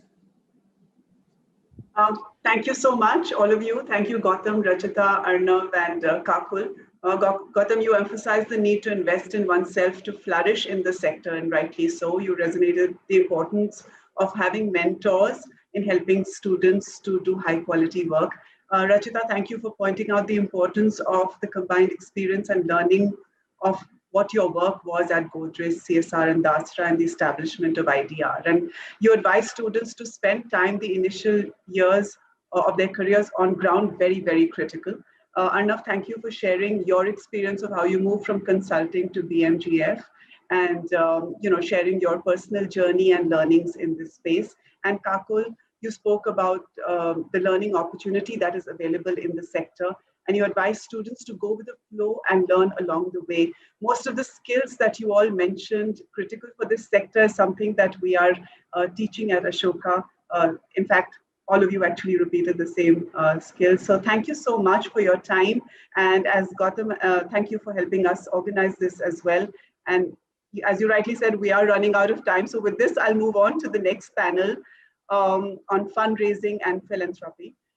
Building great organizations in the social impact space requires building great capacity. And fundraising is the lifeblood and that finances organizations to create, test, innovate, and scale their work. The current state of Indian philanthropy gives us much to celebrate. This segment looks at fundraising and philanthropy in the Indian social sector ecosystem. It's truly a pleasure to invite Anu Prasad to moderate this session. Hailing from a corporate background, Anu is the founder director of India Leaders for Social Sector. She is also served as the founding deputy dean of the Young India Fellowship Program, is a founding member of Ashoka University. Before joining the social sector, Anu held leadership roles at multinational companies such as American Express at TNT. At Amex, she led the implementation of the global financial re-engineering as part of launching Amex Financial Resource Center in India. And at TNT, she was the head of finance for the company's North India region. Anu, thank you for joining us today. Over to you. Thank you so much, Priyanka. And I think this is such a fantastic initiative coming out of Ashoka University, talking about careers in the social sector. I'm a big sort of almost like I want to shout from the mountaintops that the social sector is where it's at. It's got the best people. It's got the most challenging work. And so guys, you're listening, really, this is the place where you should really think of building your career. I'm delighted with the panel I have today. I'll spend a minute introducing them and then asking them a couple of questions. So I'll begin with Dhaval Odani. Dhaval is the founder and CEO of Dana Mojo. In his last role, Dhaval was the CEO of Give India, India's largest online giving marketplace. During his association with Give India for over 8 years, he oversaw the growth of individual giving in key areas through online payroll, HNI giving. Dhaval actually has a bachelor's in computer science from VJTI and an MBA from IIM Ahmedabad. His experience of over 15 years spans diverse areas of technology, management consulting, philanthropy advisory through stints at Citibank, A.T. Kearney, Give India. So the question, welcome Dhaval. The question really to you is, I love transition stories as well as, of course, hearing your thoughts on fundraising. And I think it's important for young students to understand why people do what they do. So really, what made you pivot, to the sector? And what advice would you give to students listening in on the importance of building a career in the fundraising space? Because as you know, fundraising is not something a lot of people really want to do, but it's such a critical, function for any organization to build, grow, sustain, scale, impact, etc. So what can you share? Yeah, fundraising is not fun for many people, unfortunately. but it's been great for me, and I'll come to that part on why I think it's so not just important, but why it's so amazing to do itself. So, but taking on what you said and kind of starting off the story, I was actually speaking with somebody else last week, and I realized that I've actually now spent 15 years in this sector itself. And I was quite shocked that, okay, I've spent so much time in this. It seems, doesn't seem too far away when I first made the switch. Though I made the switch as a volunteer. I started volunteering with with Give India actually. And the reason I started doing that was because I felt that there has to be more to life than work. So I think it was just one of those co-curricular activities that anyone does, right? You go to the gym, you go swimming, you volunteer. So it was more of that kind of thing. I don't do the first two, but yeah, I thought this was important to do. And I put myself out there, got luckily picked up by a wonderful woman called Aarti, and got into Give India. And it kind of it was something I enjoyed primarily because it was around technology. So like you said, I have a bachelor's in computer science. My first love has always been technology, and this kind of an MBA and all of that had taken me away from it. Those were the days back then when technology was not the buzzword it is today. Technologists were seen as people who went on site for production support jobs and not very good stuff. So but I thought that there was far more to it. And so when I joined Give India, it was more about that. It was about playing a role in the online space in technology. And obviously you're doing great work, right? So I mean, you're doing what you want to do, and you're doing great work. So an important work. So I thought that was really amazing. Plus, Give India has a lovely had a lovely business model and or a social impact model is the way I would put it, in how it saw donors, how it saw NGOs, and I thought it resonated very much with me. I will say it was not something I thought about. I did want to volunteer in the social space, and that's how I started off. I think I would advise anyone who's looking to wet their feet is to go into the sectors to actually wet their feet. Do some volunteering. It will help you also understand what kind of role in the social sector you will like doing. There are so many roles. I think throughout the day today, and the kind of participants, the kind of panels which have been there today have showcased a lot of that. And I think volunteering is a great way to actually wet your feet into the social sector and try and understand, what is it that you'd like to do. I was lucky enough that I found an organization that I resonated with immediately. But I think it could be different people, right? And volunteering is great because every organization wants volunteers. We all love the fact that somebody will come and work with us for free. If you come again from Ashoka University, or you're obviously very good, you're very great, and anyone likes great people to come and spend time with them. And then as I spent time with them, one of the things happened, and I think it was kind of talked about in this previous session around mentors. More than mentors, I found role models in Give India. I found people I looked up to. I found people that I would like to emulate. And that for me was very important and why I actually moved into this sector. So I think that was my journey in trying to keep it short and saying why I moved. It was a lot about finding myself, finding what I like doing. I think, if you wanted to do something, couldn't find the time to do it, and wanted to do it, I think it's a great place to explore and for people to find your passion. And like someone on the previous panel also said, it doesn't pay badly. Maybe when you start off, it's not great, but over time, salaries will increase as you spend time. And NGOs are generally very, what I would say, very resistant, very risk averse. So unless they know how good or bad you are, they may not be willing to pay initially, but once they see the value that you can provide, there are many organizations which can pay, and I was lucky to be in one organization where my needs were met. So I was happy with that. And I think over time it was quite comfortable. So I think that's how Yeah, Dhaval, my second question to you really quickly was why fundraising? You know, like you said, the fun in fundraising, but the other thing I've always heard is fundraising is the other F word. That's the other word. Nobody likes to fundraise. So, you know, what would you tell the students who are looking at this and saying, do I even look at the career in fundraising? Why? Yeah. So I was, this is something I realized while I was at Give India, and I said, how can you feel guilty about selling donations or charity, right? It's the most amazing thing to sell where you are not doing it for yourself. Maybe you will, you'll get some incentive or something, but that's a very small thing. You get that in every other job, right? You get great goodwill from your donor who feels happy that they've donated.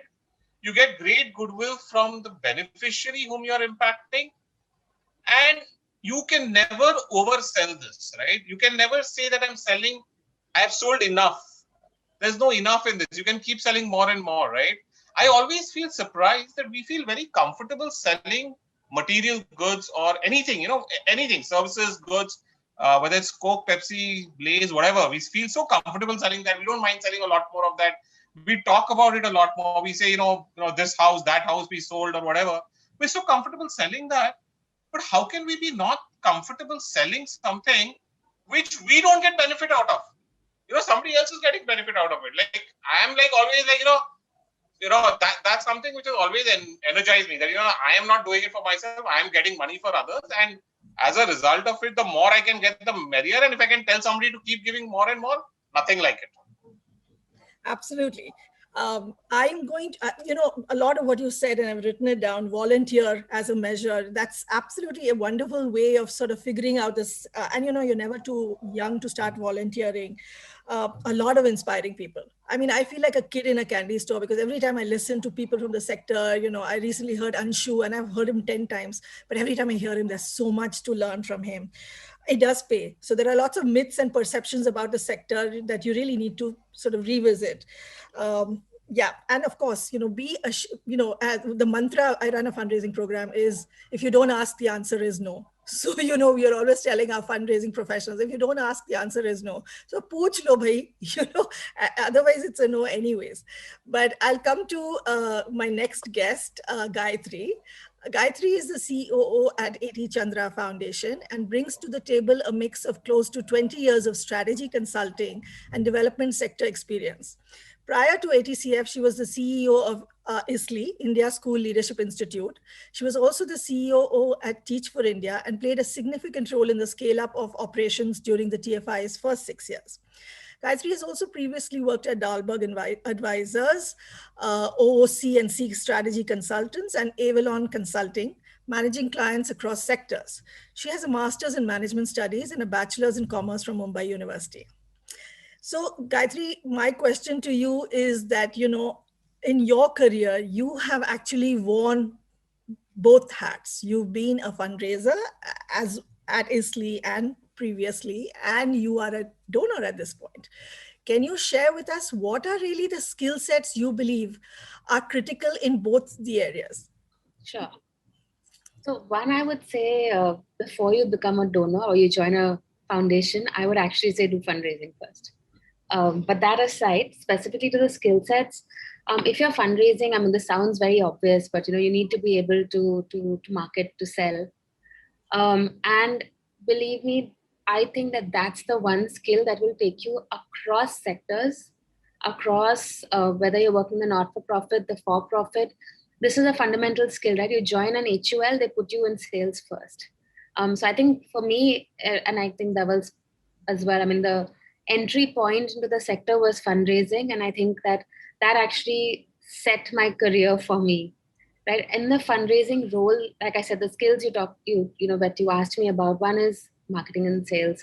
The second is, and linked to that is really being able to tell a story, right? How do you talk about, in my case, like an ISLI or a Teach for India, like how do you talk about these organizations to donors who are meeting 20 NGOs a day? Like how does your story stand out? Right? And being able to articulate that well is a skill that I've learned many, many years later, but it's a great skill to learn. I think the other skill stroke advantage of being in a fundraising role is that you see and you need to learn across the organization what's happening. When you're talking to a CEO of a company and they ask you, oh, how does your training happen? You can't say, oh, I'm in the fundraising role, I don't know what's happening on the training team, right? You're below the CEO and COO, you need to know everything that's happening. May not be in depth, but at least to some extent. And that, I think, it's just setting you up for a leadership role, because no other role in the organization has that kind of a purview. Maybe communications, but that's about it. And I think it gives you the ability and that balance, being able to, or rather the skill of being able to zoom in, understand what's happening at the ground level, zoom out and package that into a articulate story and tell that to somebody outside. And I think what will actually help you be successful as a fundraiser is being on the field. That you cannot tell stories that somebody else has experienced in a way that it sounds genuine. And I think just the flip side of all of this is, if you're on the donors side, is you really need to be able to tell the difference between a story and real numbers. So, which is why I said, if you're first a fundraiser and then a donor, then you know how to sift through them. And I think one thing more in terms of like an attitude that you should have is I think one is perseverance. I know you said, you can't take, I forget your exact statement. Don't ask, the answer is no. Yes. So my mantra is to be, if they don't say no, the answer is yes. And if they say no, what they're actually saying is not now. You go back, right? So that kind of perseverance is something that you learn, and you have to learn and be really thick-skinned. That's fantastic. Thank you so much, Gayatri. I'm going to come to Karthik.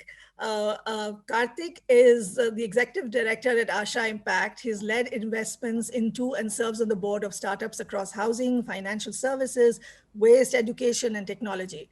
Karthik is a board member of the Impact Investors Council, co-chair of Andy India Learning Lab on SME finance, member of the PM's Champions of Change group of young CEOs, and member of Niti Aayog's working group on housing for all and Swachh Bharat.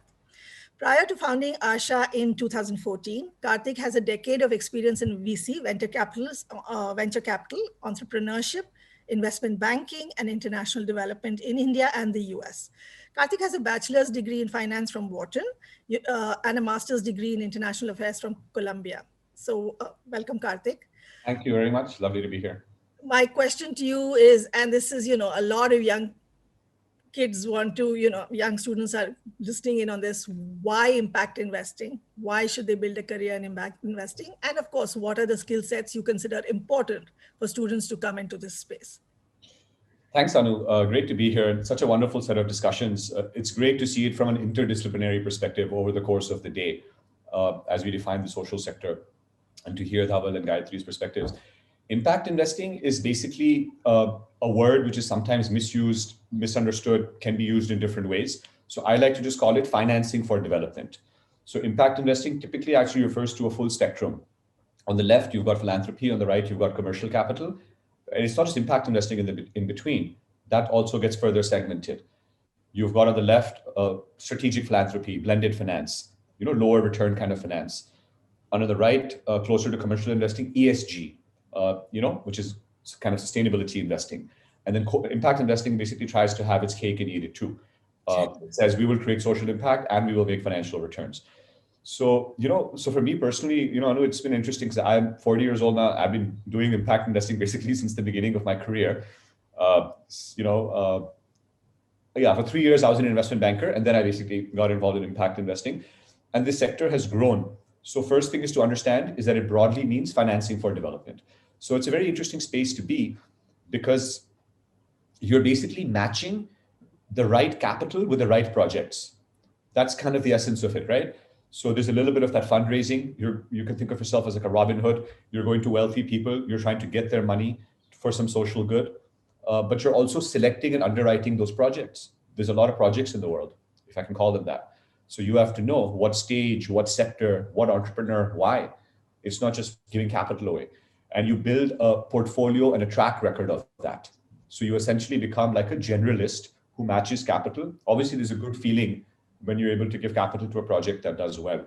So at its broadest sense, that's how I would describe impact investing, beyond all the stuff you can read about how it's growing, how it relates to policy, how it's an interesting thing. It's basically a market-based approach to development. But those who understand impact investing well would say that it does not exclude government or philanthropy.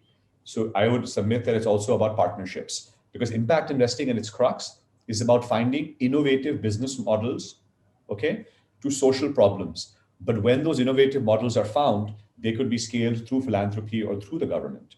Yeah. So it's all of those things.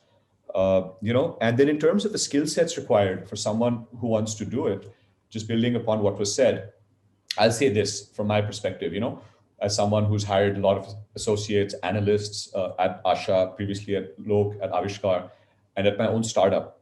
Also a couple from the Young India Fellowship, if I remember correctly, Ashoka University. It's even more intense than that. We had a hiring policy, I'll say it, to hire exclusively from Ashoka and YIF for like our first 3 years, okay? That changed, and we're a venture capital firm. So we had no such things that, oh, you need finance skills or you need this or that, because that can be trained. So liberal arts is important. But just to back away from that for a second, if someone objectively asks me, because now we're doing a lot of interviewing for different roles, and many people say that the VC impact investing skill set can't be defined, it's so fluid, there's so few jobs, you need a network, so it's like random. And earlier, that's what we used to also say, but it's not random. There are 4 or 5 things that you need to have, okay? So I'll tell you what those are. So number 1, finance. You're doing an investing role.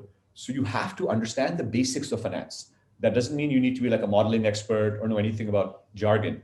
But so let's put it this way. You need to understand economics, public markets, private markets, the fundamentals, right? So many people don't kind of get that. Second is you have to understand business, right? And specifically SMEs and startups. You kind of have to be passionate about that.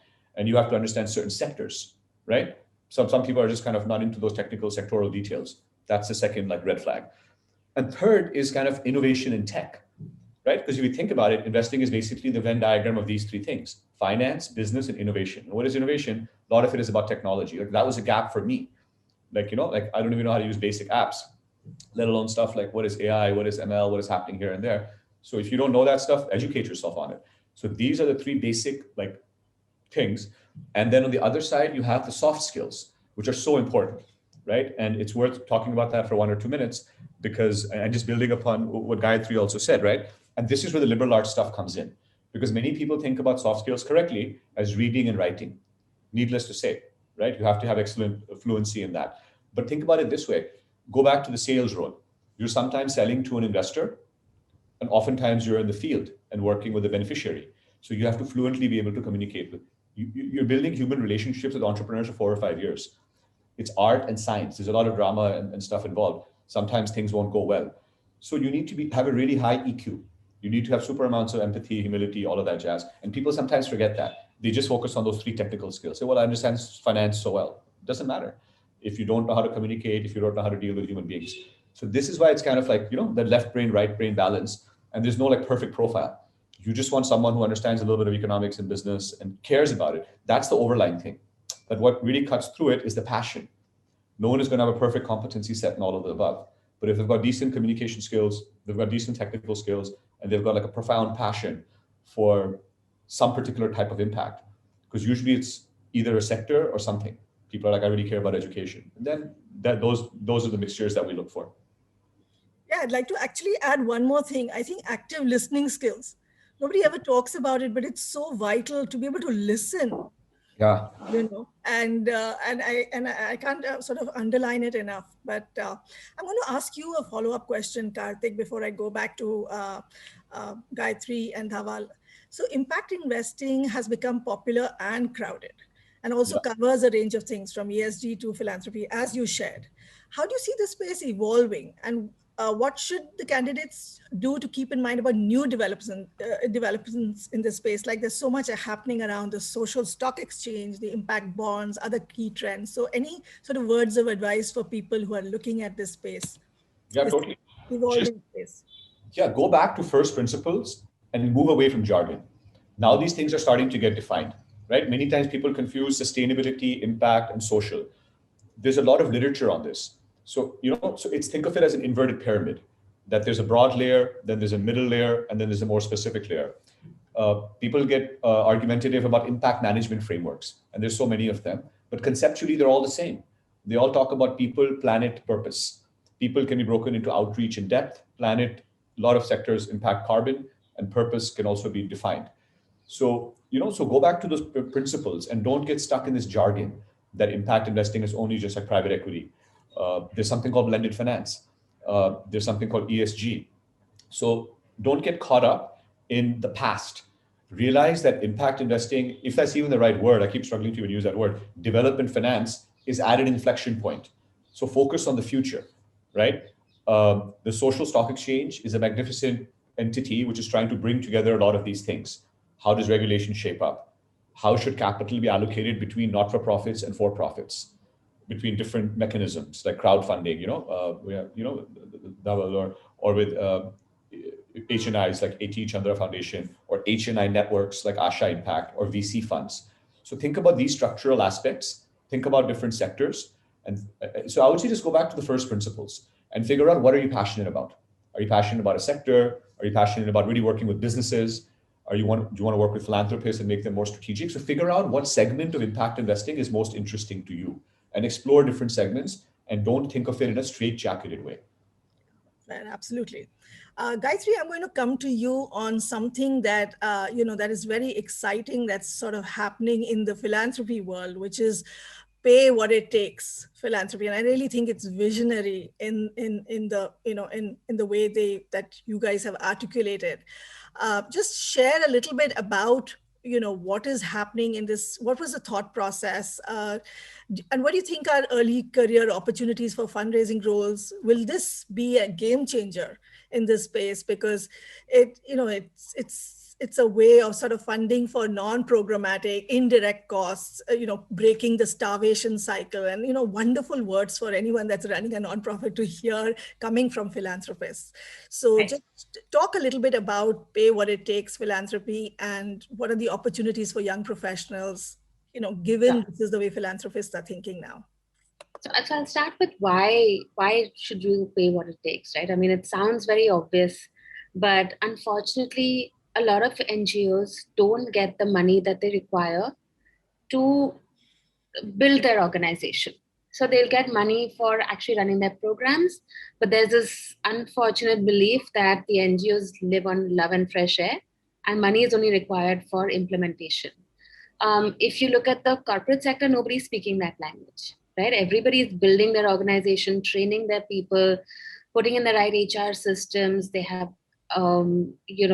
sales and marketing people, but somehow with the when it comes to giving money, everybody feels, I want to give my money in the most efficient way, so therefore no overheads. It's not possible. I run an organization. It's not possible to do this without overheads. So I think that's where we started off. And through some research that we did with Britspan, we realized that 68% of NGOs that they surveyed had less than 10% of their funding for overheads. That's not sustainable. You can't say that I want this NGO to scale up, but I'm not giving you money to scale up. Right? So that's why we started this along with 4 or 5 other funders, and said, let us put out our data on showing how, by investing in an organization in the building of their capacity, these organizations can hire the right people. And I think that's what's going to unlock the talent that can come into this sector. If I'm squeezing an NGO and saying you can only spend 10% on overheads, or even 5%, some people expect, then I can only pay my fundraiser 20,000 rupees a month, right? And then I'm not going to get a good fundraiser. But if more and more funders say, look, if you need this money, you obviously know how to do your job better, to run your organization better, take this money and spend it the way you think best. Then I can say, I want to hire, the best fundraiser. I think somebody asked a question in the chat, right? How do I make my story stand out when there are so many others? You will hire the person who can do that for you, and you'll pay what it takes to get him or her into your organization. And so I think the money that's going to get allocated to good talent is what we're hoping will actually change in the sector as one of the results of paying what it takes. Yes, and it's wonderful. A.T. Chandra has been a pioneer in actually funding for capacity building in the sector, which is so needed in order to build a robust sector. Absolutely. So One really, of the reasons I joined. that's wonderful. There are a bunch of questions that I'm getting, and Achal has been sending them to me. But I had a question for Dhaval before that, Achal, if you don't mind. I'm just going to ask him my question before I take this question. I do think we have time, but certainly let me just quickly ask this. So Dhaval, COVID has created a huge uptick in everyday giving. But we need to sustain this momentum. What are the skills that a generation looking to get into retail fundraising should have in order to sort of keep this momentum of giving, everyday giving, sort of going? So I think a lot of people have said this before me. I think skills can be got and skills can be acquired. But the most important thing is your willingness to ask. I think if you do not have a willingness, or let me use the word shamefulness, to ask, and you aren't willing to do that, then I think then you shouldn't join fundraising. And it is very, very important to ask, because without asking, you're not going to get. Most donors will think that if you are not asking, either you're not, you have enough money, or you're not doing stuff, you're currently not doing stuff on the ground because of COVID, whatever may be the reason. So I think this attitude of asking is very important, and I'll share this with a few examples. So last year when COVID kind of hit everyone, we had a lot of NGOs on our platform who started raising money for the first time, who actually went out and asked their donors to donate for the first time. And because at that point of time, I think both CSR and institutional funding was a little slow in coming there. They reached out to individual donors to get that first tranche out in late March, early April kind of thing.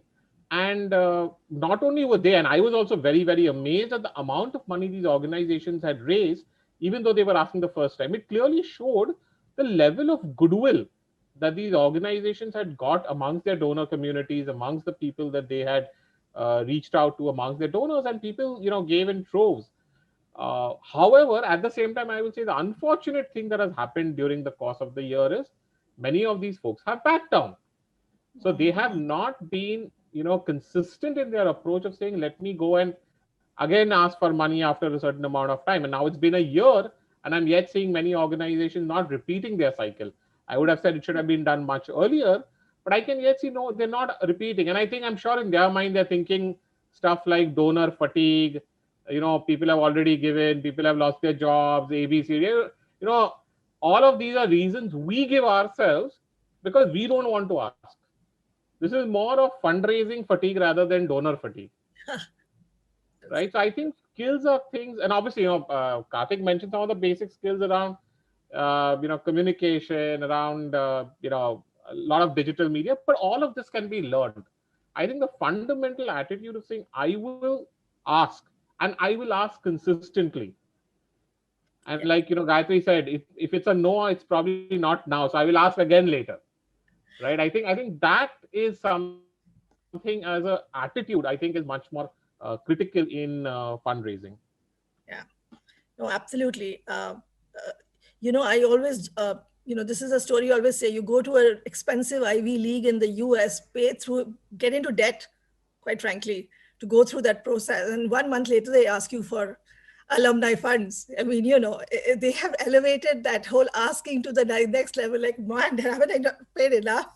But in India, nobody asks, and that's the truth. People have such a hesitancy. And so I think, absolutely to your point. Dhaval, there's another question for you from the audience, which I'm just going to read out, which is, being from a technical background and sailing in social sector largely surrounded by generalists, when we self-assess our career path, what feeling does it give?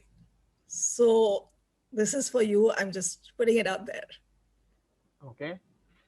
So yeah, I think, okay, so I'll tell you what feeling it gives me. The way I look at it is, I say that there are actually, the social sector requires specialists in different areas. It requires specialists who also can be generalists, right?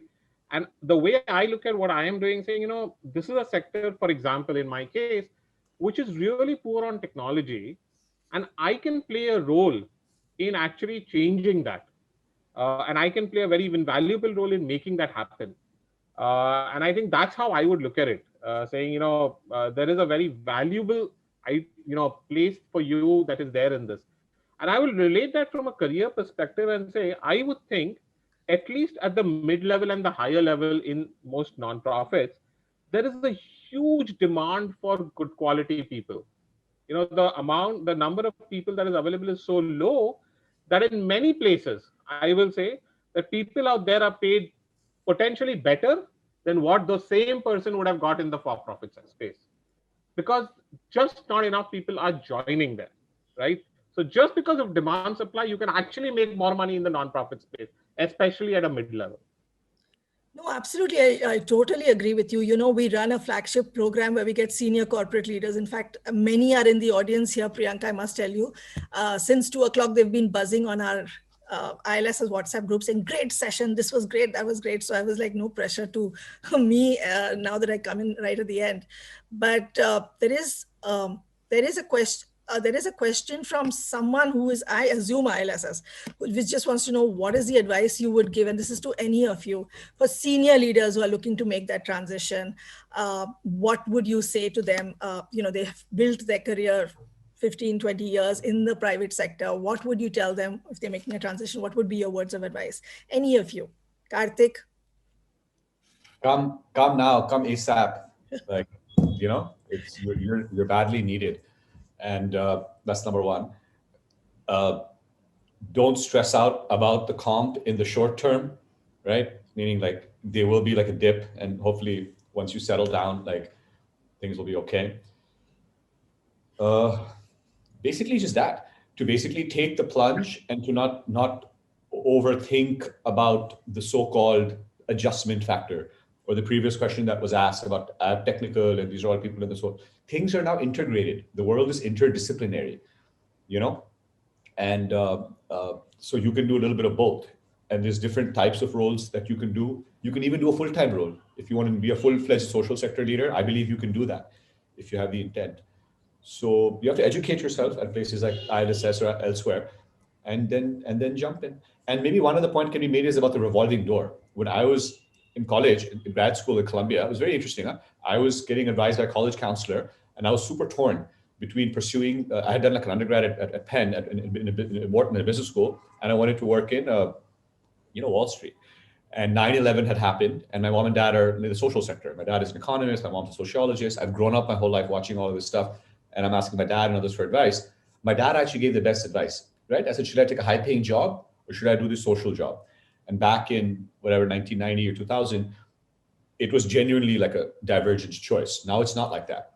And he said, you know what he said? He says, no, definitely you have to work in a job that pays your salary. So if private sector gives you a more professional job, you get more job satisfaction. NGOs are sometimes too bureaucratic, political. You don't want to just be in the UN like me at a low level, you'll just get mistreated. He's like, don't stress out. He's like, you can do the private sector thing for a bit and then later on revolve into the public sector and then revolve out. In the US, you see like politicians, right? You know what I'm saying? Like if their party's in power, he gets appointed as energy secretary or whatever because he's a specialist in that space. When his party is out of power, right? He can be like chairman of Halliburton or some private equity firm. So you have to stop thinking like, I'm only this or I'm only that. That's what would be my main advice to them. Oh, absolutely. Absolutely. I mean, I always say this, I'm on my 6th career shift. And, I think for younger people that are listening in, you're going to make many, sort of moves, in your career. So there is like Karthik said.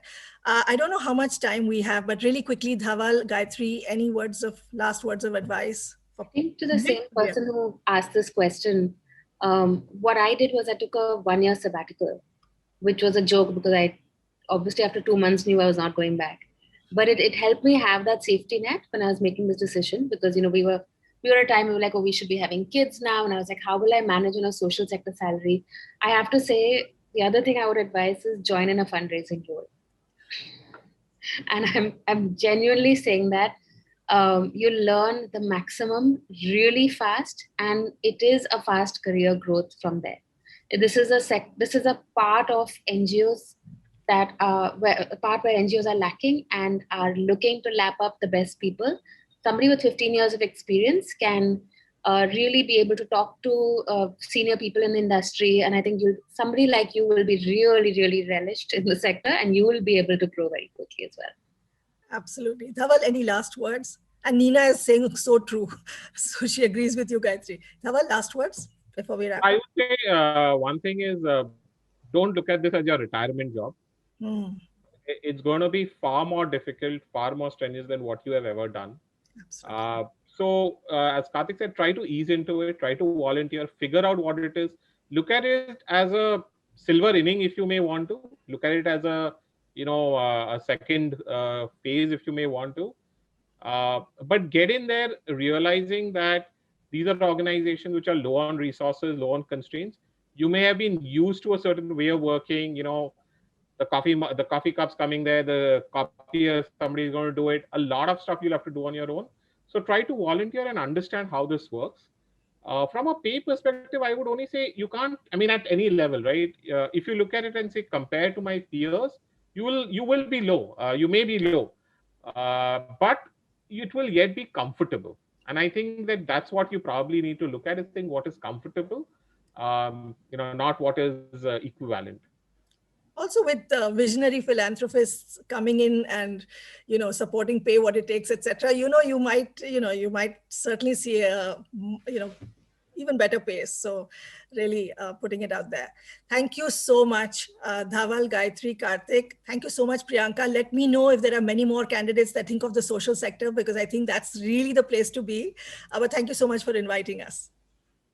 Thank you all. Thank you, everyone. Sorry, thanks all of you. Anu, a great moderation to the session. Thank you, and we absolutely consider you as a part of us still, of course, and thank you for always being there to support us. I love the fact that you pointed out the significance of active listening as a skill necessary for impact investing. Dhaval, your point about not hesitating to ask, I think it's a great tip to students, something that we all have to learn. A career in fundraising requires one to embrace the feeling of selflessness and being resilient. Gayatri, loved your point about marketing yourself well, and your advice to students to do fundraising before joining a foundation. And Karthik, thank you for pointing out that impact investing is a market-based approach to philanthropy, and it requires the ability to understand business, economics, innovation, in tech and soft skills. Thank you all for spending your valuable time with us. There's been a lot of learning, by us and by the students who've listened in. Thank you for sparing this time. And with this, we come to the end of our discussion today. The social impact space holds exciting and promises several opportunities, and we thoroughly enjoyed these very pertinent topics on how the process of impact making has evolved over the years. Several changes have happened in India's vibrant social sector. CSR has grown, and that's helped massive growth in the sector. There's greater professionalization and increased institutionalization. And several people are now making a switch from corporate to the social sector, as we've seen in this very esteemed panels that we've had across the last few hours. Thank you so much, all the panelists, for sharing your learnings, experiences, and defining for us how students can hone their skills and what should they look out for in the sector. We do believe that Ashoka students have the ability to contribute uniquely to the social sector, considering the outstanding skills that they bring to the table. We spoke about critical thinking, ability to handle ambiguous solution, collaboration, teamwork, excellent communication skills. I can go on and on here. That's what our students bring to the table. Of course, it's important for our students to do their research and really be thoroughly prepared about what to expect in this sector. And thank you to our panelists for helping them understand. Thank you, CSIP and EGAV, for all your help and support. And mostly thank you to all the attendees for spending your Friday afternoon with us. Enjoy your weekend. Stay safe. Thank you all very much.